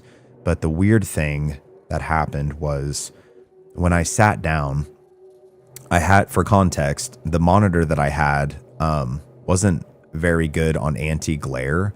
So it kind of, especially with the sunlight hitting it a little bit, it tended to refract part of the room. With that being said, I sat down, and off in the corner by my front door, I saw in the bottom, so this would have been my bottom left of the screen, I saw some kind of figure. And all I know is, now I was raised religious for a short period of time. I was raised Catholic. I've been very open about that. But I would consider myself more of a spiritual theist, personally, as in, I don't, I'm a very spiritual person, but I don't necessarily adhere to any specific religion in particular. But anyways, with that being said, it literally struck so much fear in me just from seeing this figure, right? And I know for a fact at that time, there was no one else in the house with me other than my dog. And I'll get to that later here in just a moment. But I remember seeing the reflection of the figure in my monitor, and it triggered something in me where I literally started praying out loud. Like, I was praying out loud out of pure terror. And I believe I started saying the Our Father. And within, I want to say, it felt like easily 5-10 minutes of this, but it had to have maybe been like, if I were to guess, between 30 and 60 seconds. And then I remember looking, like, I was so scared, you guys, that I couldn't continue to look at the figure in my screen. And I sure as shit, as tough as we like to be sometimes, when you encounter something like this, something that's so out of your depth of normalcy, I'll be straight up. I'll be, I was too scared to turn around and see what could be there. And what would have made it even worse is if I couldn't fucking see it. And then like I look back at my screen or something and it's still there. You know what I mean? Like, God, I have chills just thinking about it now. But long story short, I began to pray out loud and this figure just vanished. And that feeling of terror and oppression vanished with it. But I remember being very freaked out over that. And that really led me to the conviction that I really think there's something dark and evil that surrounds this film. I've also had a few other paranormal experiences as an adult. I have to say that this instance in particular is definitely one of the most terrifying manifestations I've ever seen. So I only found it fitting to share it with you guys. And I go into it a little bit more after the story itself is established. I mentioned in my last video, which was the haunting of the Shea family in Arkansas, that I had personally experienced sage working against a dark entity, and a lot of you asked me to elaborate on what I meant by that. The following story not only goes into detail on that in particular, but everything else that I experienced in what I would consider to be arguably the most haunted place I've ever personally experienced. And in all honesty, I still get chills talking about it even now as I speak these words into my microphone to share with all of you, because this was not an experience I was expecting to have when it happened. Please like, share, and subscribe, and consider checking out my Patreon and merch store links below. Thank you for your time, and now let us begin.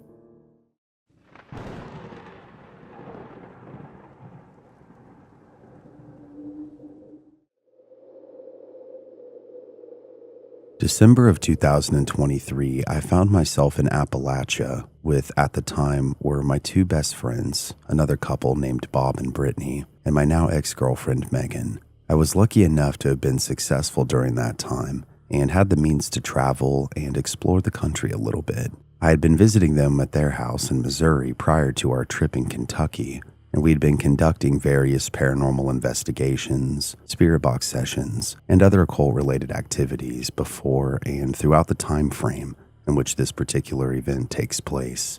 I feel like it's important to mention this because although I don't think it was the main cause of the haunting, it certainly could have been a contributing factor.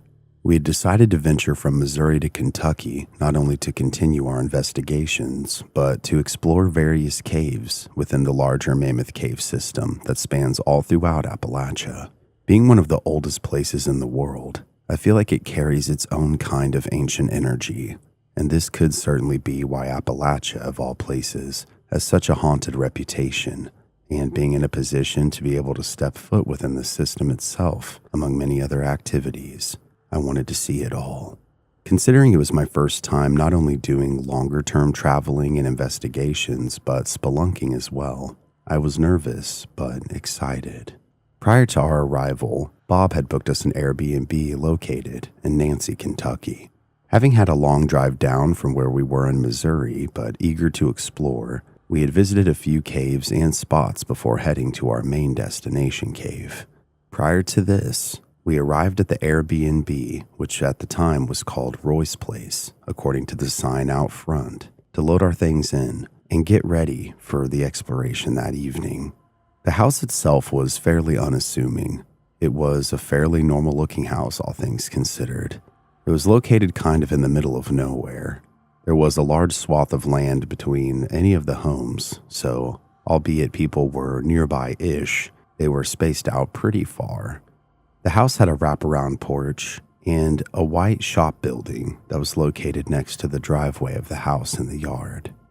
We first noticed things were slightly strange when, upon following the directions, which said to use the back sliding door to enter the home, that the sliding door, which led to a sunroom of sorts, was unlocked, and so was the door leading from that room into the house, despite there being a keypad with a code, because this isn't normally the case when you check into an Airbnb. Typically you would use that code to get in, or there'd be a key stashed somewhere, or the person would meet you there. So at least from my experience, I can't say that that's a normal thing. Me and Bob, who is ex-military, then swept the house, and nothing seemed out of the ordinary.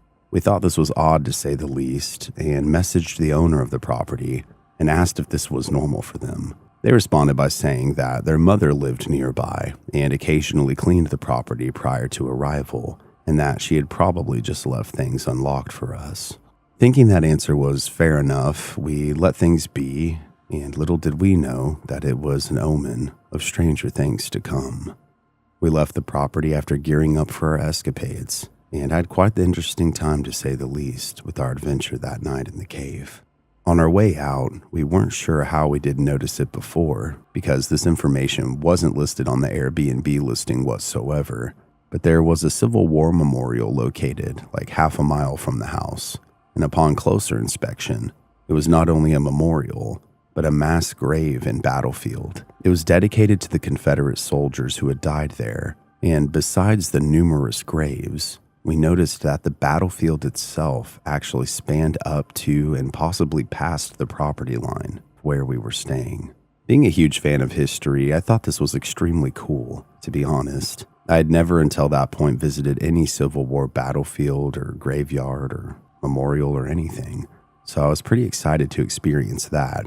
And it was even more interesting to imagine the battle itself taking place where I was standing at the time and where I'd be laying my head down to rest.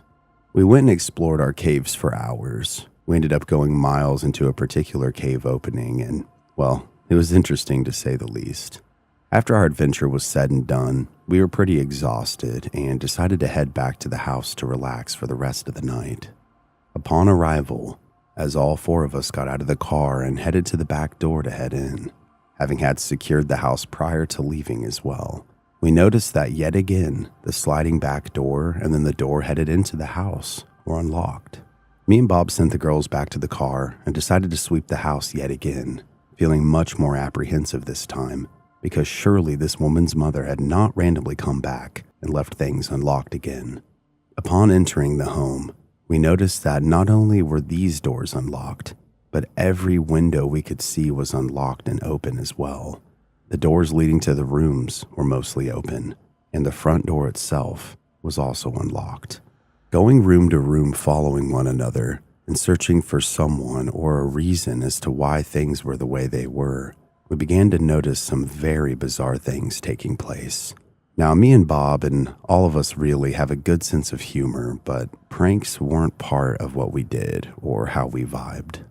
As we entered the room where Bob and Brittany would be sleeping, which was the master bedroom, which had its own bathroom, we noticed that things were placed in different spots where they had been before versus our first sweep of the house. The mirror in the bathroom, which was a large oval mirror that had been on the wall, was not only off the wall, but it was laying on the floor, and it was facing upright in the opposite corner and to the left of where it should have been. That alone freaked us out because the odds of it falling and not shattering and ending up not only face up, but completely not broken in any fashion, like that threw our minds for a loop in and of itself. Then there were these decorative glass leaves that had been on the dresser, and they were moved into different spots on the dresser itself.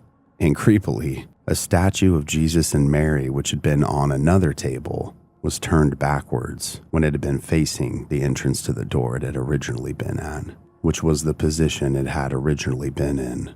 At a loss for words, we vaguely discussed things and continued to look around the house. Inside the room where me and Megan would be staying laid one of those glass leaves on the pillow side of the bed where I would be sleeping. What made that in particular beyond strange is that door had been closed, and that was one of the only doors that was still closed when we got there and did the sweep the second time around. So that's also an anomaly that I can't truly wrap my head around because the door was closed. I mean, I don't know how else the leaflet would have gotten in there unless someone grabbed it, opened the door, set it down on the pillow, and then closed the door, or it was something else, something I can't explain.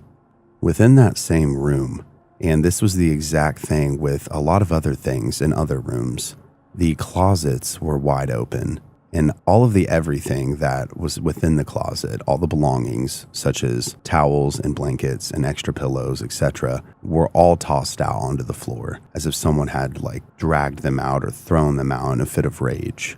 This was also the case within the bathroom as well. Being freaked out to say the least, but no strangers to the paranormal, we decided to go and get the girls and explain just what was going on. We hadn't found anyone, but something was just not right about this place. Upon bringing the ladies inside and all sitting in the living room together, we decided to discuss what was happening. We decided collectively to try and do a spirit box session to see that if there was something there, whatever it was, to see if it wanted to communicate. As we gathered the things from our bags to try and initiate the session, walking back into the split level from the kitchen area from the back entryway, we all began to hear a tapping sound. And to explain, where I was standing was within the kitchen area at this time, and I was looking towards everyone who had made their way to the living room, and I kid you not, and this is a promise, on the window above the sink, I saw a pale-looking hand, is the best way I could describe it, and its nails were tapping on the glass. As soon as I could voice what I had just seen, that there was a hand there, everyone rushed over to see what was happening, and with a scream, me, Brittany, and Bob ran outside. We rushed towards that side of the house, and not only was there nothing there, but where the window was at least 15 to 20 feet away from the ground, because there was a descending staircase that went into that basement of the split level of the house, which was not occupied, by the way. We were also supposed to have full access to the basement because I guess there was supposed to be a pool table down there and other activities, but that door in particular was not only locked, but it was chained shut. And the basement door, which I'll get to shortly, which was basically in between where the living room was and the hallway that led to the bedrooms and the bathroom and all of that, was completely locked as well. And it was not only locked at the handle level, but it was deadbolted too. So there's no way that anyone could have been pranking us. It was quite literally a physical impossibility.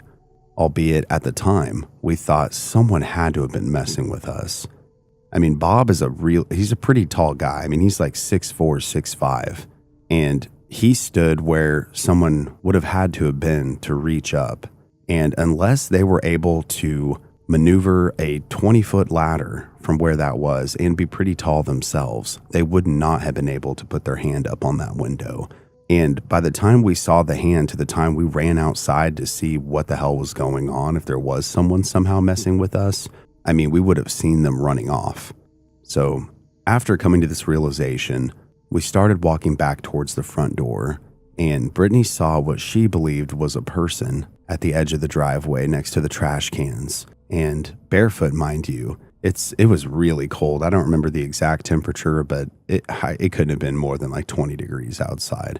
She's out there basically in shorts and a t-shirt and no shoes, and just runs towards this thing with zero hesitation, only for there to be literally nothing there.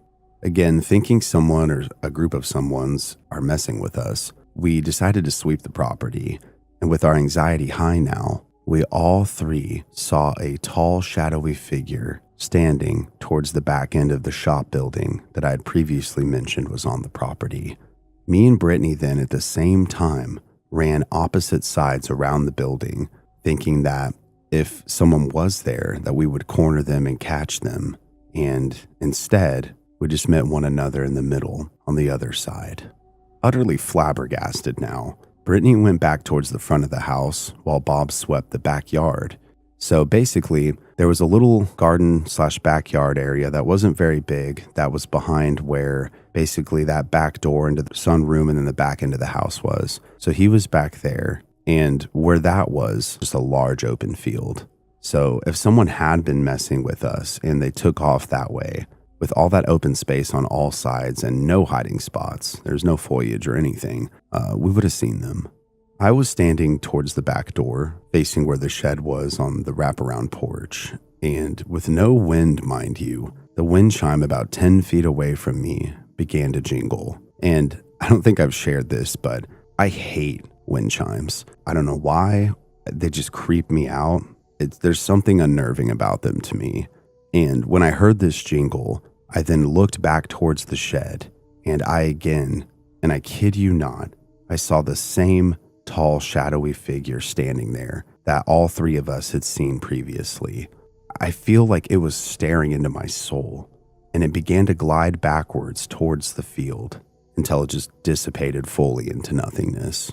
At that moment, I knew that without a doubt, whatever this thing was or these things were, that they were paranormal in nature, that something that we couldn't see was messing with us, and I wanted to know why.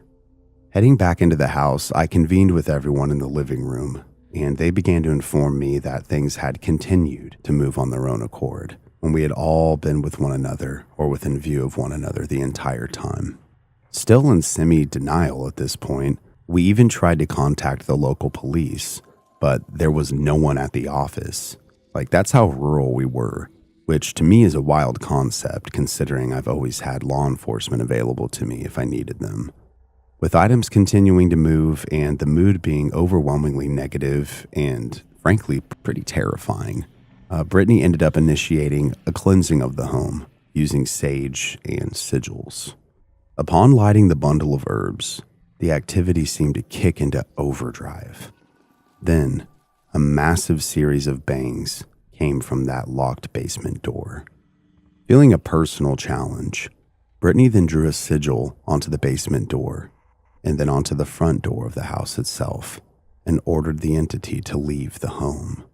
This whole experience was insane to see happen in real time, to say the least. I mean, this was, and I think aside from maybe one other experience that I'll go into another time as well, which was at the Sallie house, has to be the most aggressive haunting I've ever experienced. I mean, the things that were happening and how fast they were happening were mind-boggling. Following this, things seemed to calm down within the house itself, at least where we were at. However, it wasn't the end.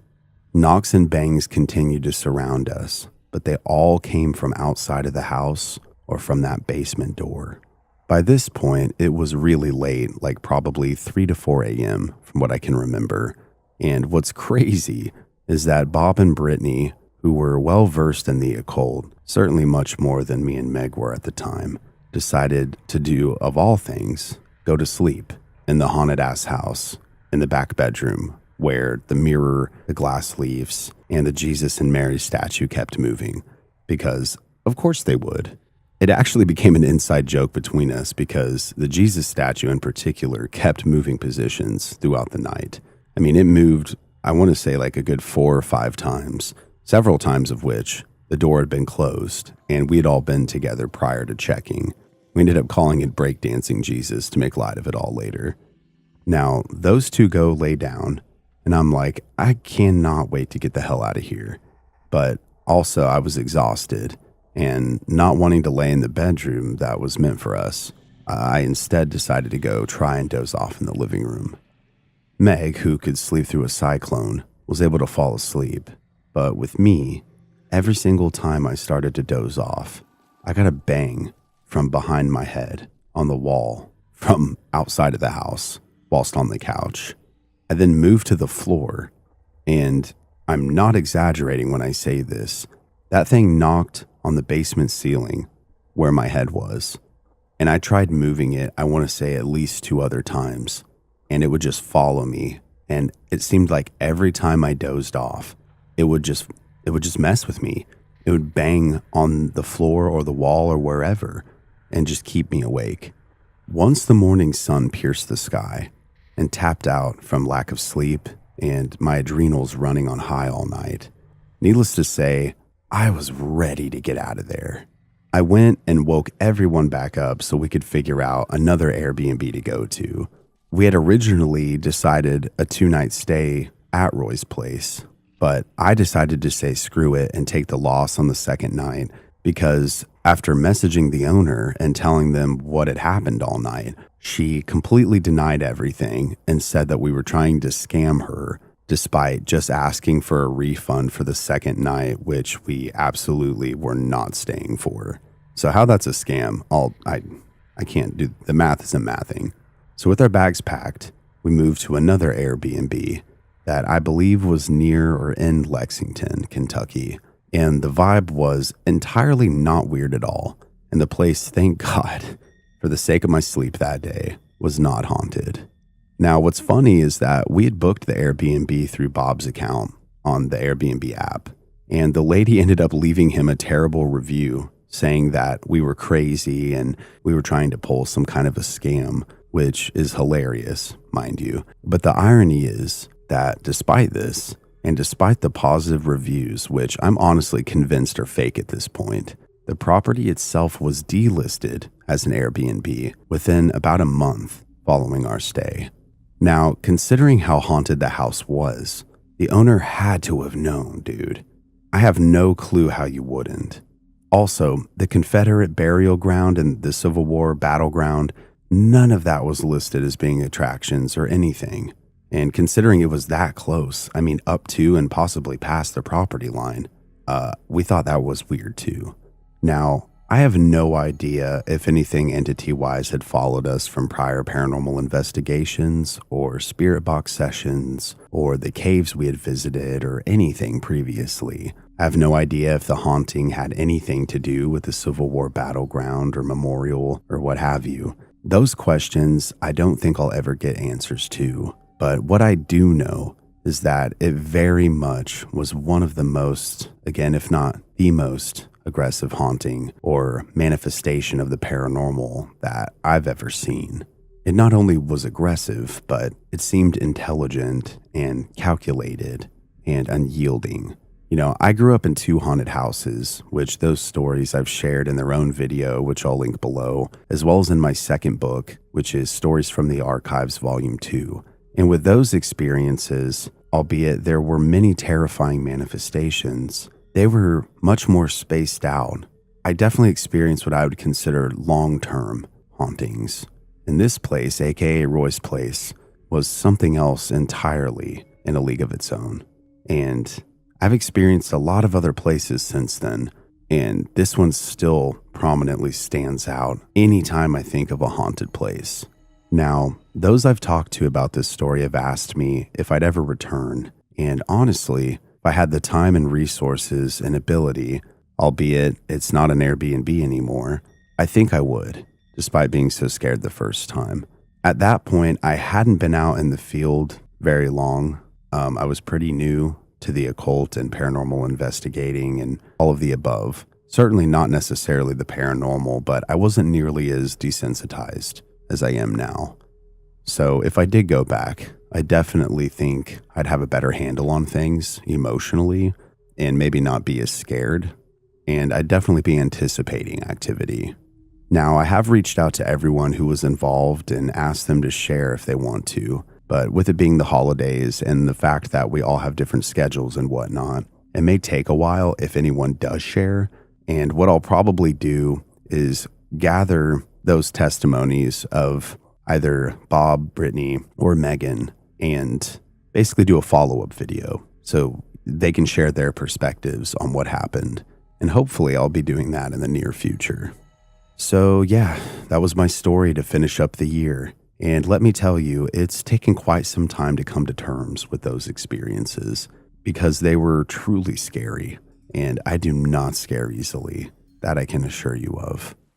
During the time frame of when the Roy's Place incident occurred, basically me, my now ex-girlfriend Megan, we were hanging out with and going on a ton of different adventures with our friends Bob and Brittany, who at that time were also a couple. And I mean, these adventures took us kind of all over the place. I mean, we ended up going to the Mothman Domes in West Virginia, which if you guys aren't familiar with that, I highly recommend looking into those. And walking around Point Pleasant, it just seemed like one of those places where the veil is thinner, so to speak. And probably dozens of spirit box sessions all over the place in multiple states. And, you know, it's one of those series of experiences over several months to a year that I have to say that I'm really grateful that I had the opportunity to be able to have those experiences. It's almost like they were meant to happen, or that was a specific era of my life, because all of the circumstances in which I found myself in then, they're all different now. My friends are no longer a couple. Me and my ex obviously are no longer a couple. Everyone has somewhat moved on with life. So it was kind of just a special set of circumstances within that time that allowed the environment, so to speak, to have the friendships to be able to go and do everything. It was like the perfect storm of circumstances, if that makes sense. Well, a short while after my friends had initially broke up, before I ended up having my breakup, I actually, and I've told this story many a times, somewhat, I should say, in my live streams and a little bit in my video on the Sallie house, but I have 2 live streams from that time. And at that point, it was just me, my ex, and Bob on that investigation. And the activity that we experienced at the Sallie house, at first, I should say, was pretty nil. We had very little interactions, and so that was like the first part of the live stream.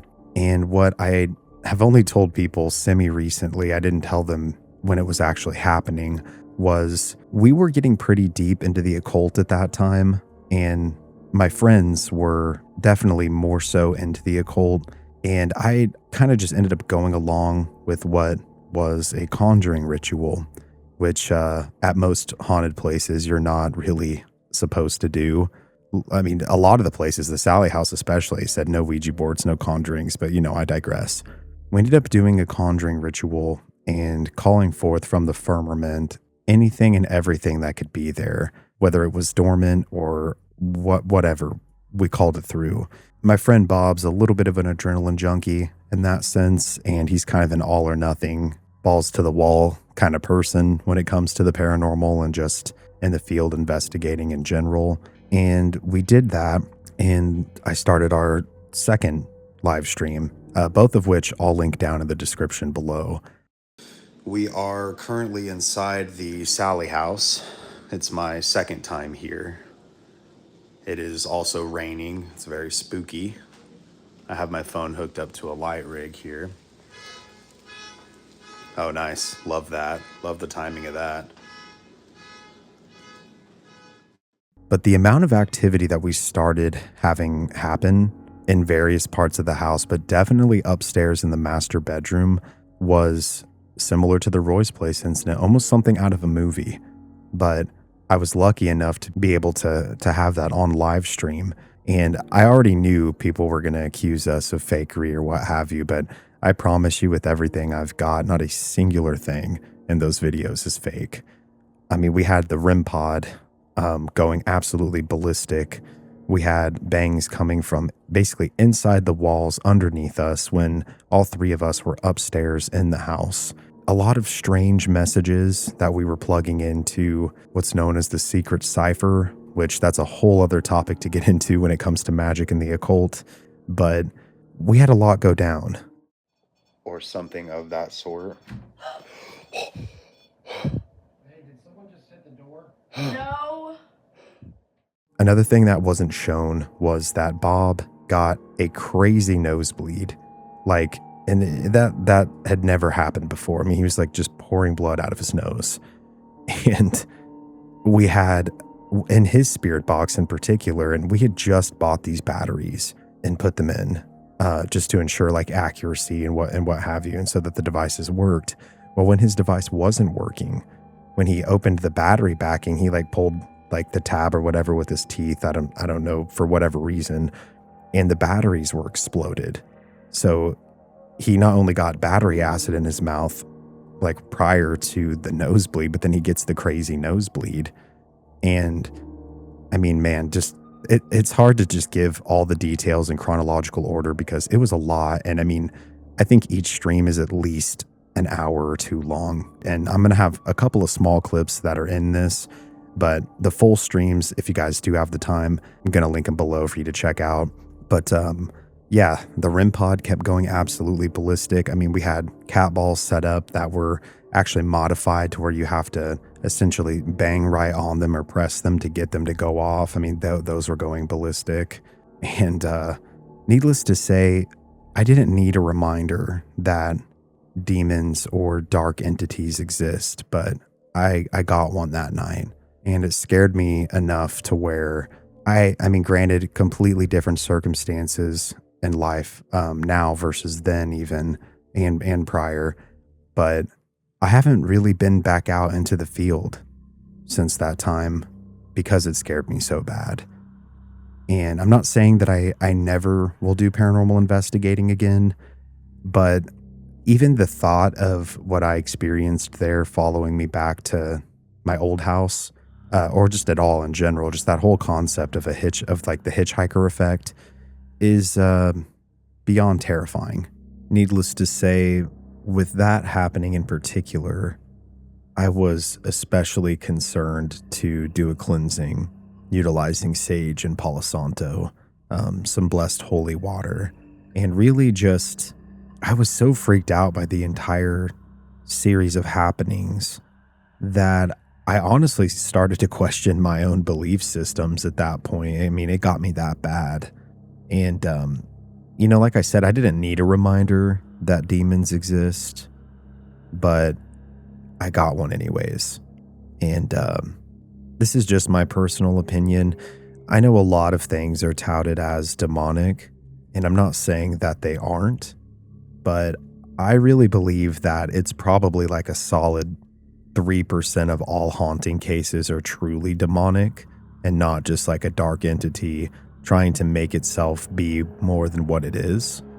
Same with demons as well. I mean, from what we know and understand, if Christianity is to be believed, or Catholicism, or however you look at it, that demons have a hierarchy to them, and that lower level demons can basically say they're more important or stronger than they really are. And from what we've also gathered, they tend to operate in packs. That, multiple demons at a time can possess a singular person or inhabit a particular place. And I think that may have been the case that night. I believe we interacted with at least 4 different entities of distinction. You can go watch the streams and let me know what you think. Basically, we gave a nickname to one spirit in particular, which seemed more or less attached to the negative entity or part of what was manifesting. And we called him Mr. Green because the green light on the REM pod kept flaring up over and over and over again. And like this clip here, where the REM pod is emitting like a high-pitched sound, that's indicative of someone or something touching it. Like you have to be within like an inch of it or physically touching it to really set it off. I mean, that one in particular. So, like I said, we had a ton of stuff happen. It was all over the house, but we were primarily upstairs after the conjuring took place, which we did the conjuring in the kitchen. When you walk into the kitchen, basically there's a bathroom on your left and then the basement itself, which we, again, off the books here, but we did some investigating down there on the alleged burned out pentagram or what have you. And we didn't really have a whole lot go down there. And that was prior to the conjuring taking place. But one of the scariest things, and I can't remember truly if this is captured on the live stream or not, was that the second go around was about 15 or 20 minutes before 3 a.m., which was the bewitching hour. And I know that 3 a.m. is a trope, but I'm telling you guys, I swear it's a trope for a reason. I don't know if it was the ritual or the hour or a combination of both, but I'm telling you, we either called forth some things into the home that night or woke something up that was dormant. And I'd be really curious to know just who ended up investigating after us, because it's a pretty popular spot.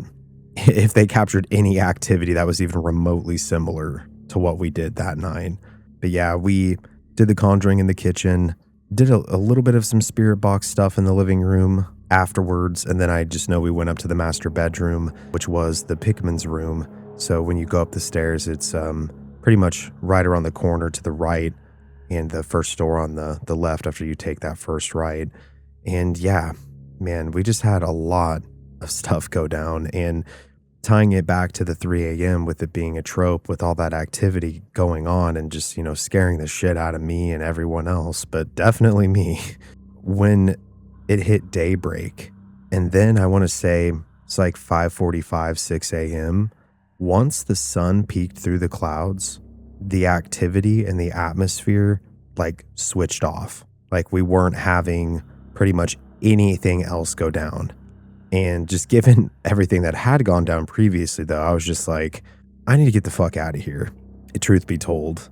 Yeah, I just remember the whole drive home because Bob had met us. He lived out of state at that time. I think he still lived in Missouri and had driven out to meet us for the investigation there at the house in Atchison. And yeah, I just remember having some pretty deep esoteric conversations on the drive home and really just being like, maybe I shouldn't be tampering with these things. Like it went from me learning about and studying to inadvertently getting into practicing. A commonality in a lot of people's lives and in a lot of stories that I've investigated, ironically, many that I've told on the channel. And it's a bit of a trope too, but I think it's another true one that the occult can really mess your life up. You start being influenced and dealing with things that aren't of this world, and it can really begin to alter who you are as a person and just kind of some of the events in your life. I'm not sure if I mentioned it in any of the previous segments because I'm really just trying to kind of put everything together the best that I can, and I don't have all of the hours to sink into rewatching absolutely everything, but I can at least fill you in since it is my life. But we did a New Year's Eve ritual in a cave right around the time the Roy's Place situation occurred. It was actually a day or two after, if I'm not mistaken, when it went down. Hopefully my dates line up. I'm not the best with chronological, what have you, anything.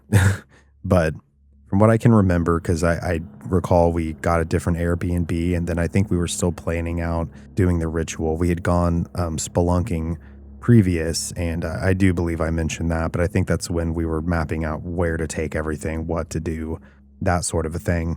And I'm not totally sure if I've ever shared a lot of these details before on a video. I don't think I have. But we did this New Year's Eve ritual, and we put a lot of intent, we made it a large magical working. And part of that was we created a circle, which is essentially a barrier. We lit candles and placed candles within this barrier. And mind you, let me back up just a little bit. The cave that we ended up doing it in it pretty much is a large mouth opening, and you go in and you can walk pretty much all the way back. I mean, like we definitely never truly reached the end, but it was somewhere in the ballpark from what I remember between like 5.5 and like 7 miles underground into this cave system. And it was in Kentucky as well. And there was just graffiti all over these walls, which kind of pissed me off. But at the same time, it's like, that would be a crazy place to party. I'm sure people have thrown raves or ragers in there. That I have no doubt given the evidence. But we got all the way back to the spot that we had picked that was kind of perfect. It was like perfectly hollowed out. There was places to sit. And mind you, we're inside the Mammoth Cave system, which is millions and millions and millions of years old. I mean, it's older than bone, pretty much.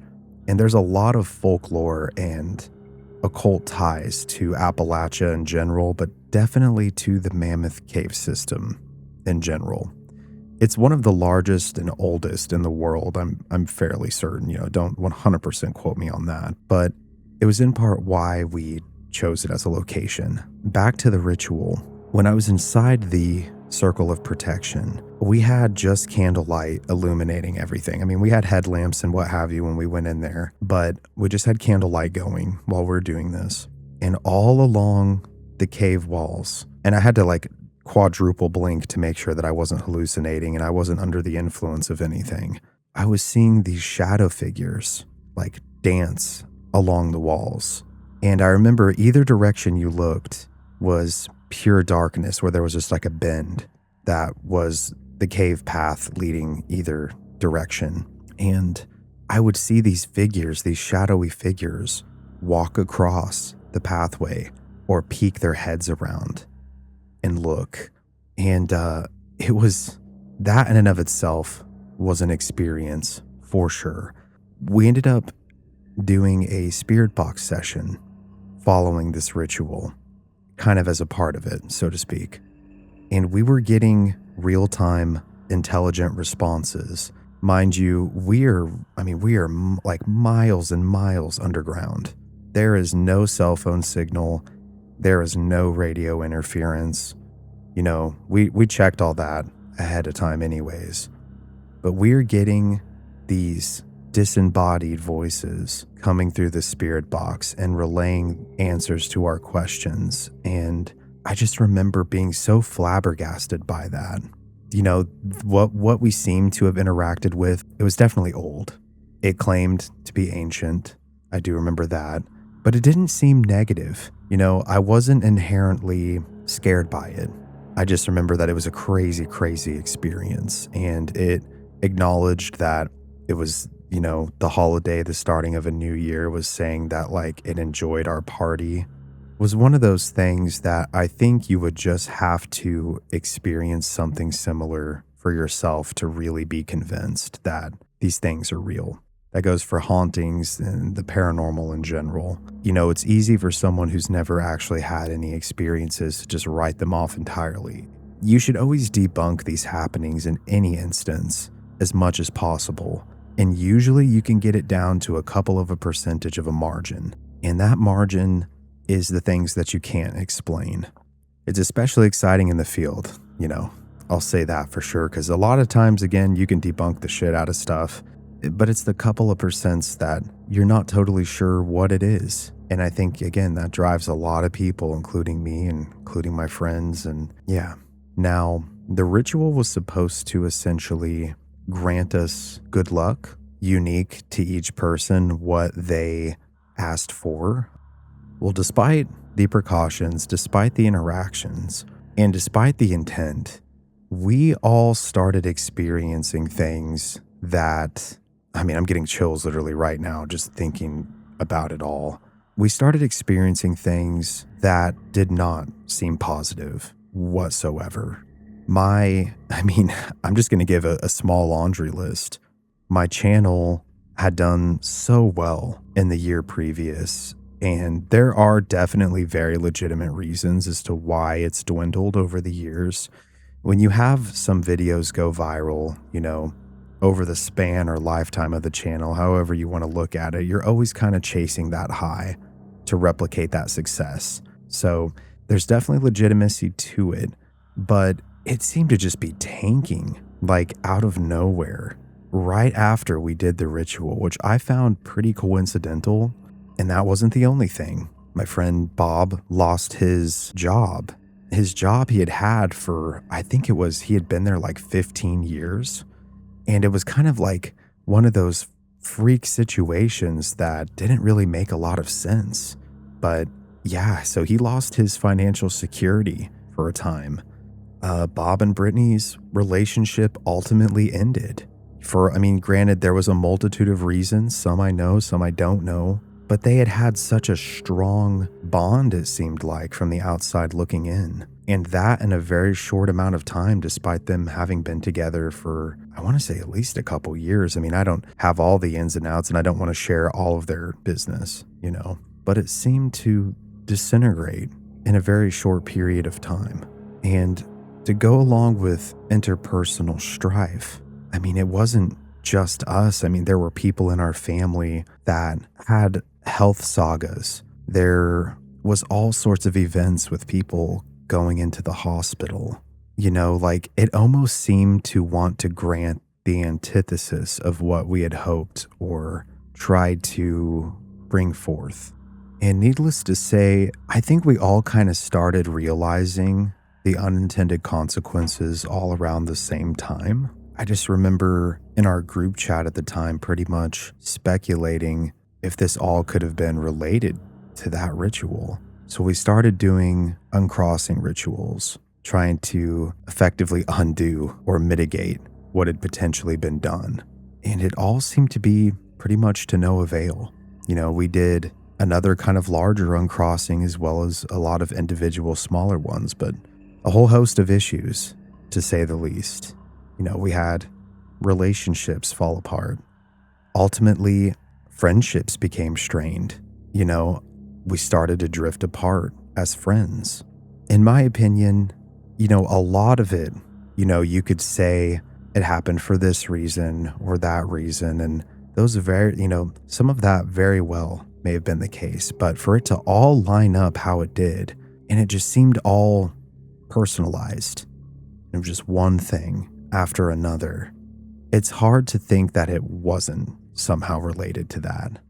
And how I ended up partaking in any other occult magic workings following that, I can't tell you why. But the Sallie house was, aside from like personal worship or cleansing or what have you, the Sallie house was the last time I really did anything like that. And that definitely leaned more so into the darker side of things. But it's just strange how it all could potentially be tied together. All because whatever we talked to in a cave in Appalachia early in the morning on New Year's, to think that that could have caused so many issues that could have potentially been avoided is pretty mind-boggling, to say the least. And also probably low-key sounds like schizo posting, I'm not gonna lie. But I think following all of this storytelling, I want to say for the most part, that hits on kind of my origin story, my background, who I am, some of the experiences that I've had. So if you made it to the end, I appreciate your efforts. If you liked the video, please leave it a like. Subscribe if you're new here. Share a comment if you haven't already down below, letting me know what your thoughts are, or if you've had any experiences or similarities that you would like to convey. If you have the hype option, I know not everyone does, please hit that as well. Pretty much any and all positive signals we can send to YouTube will help me out tremendously. You can further support my work over on Patreon. That's at tier 2 or higher, which I believe is about $5 a month. You get all my content ad-free. I've got my podcast episodes over there as well, some behind the scenes stuff, and new videos do go up on Patreon first, and that's over at patreon.com/mysteryarchives.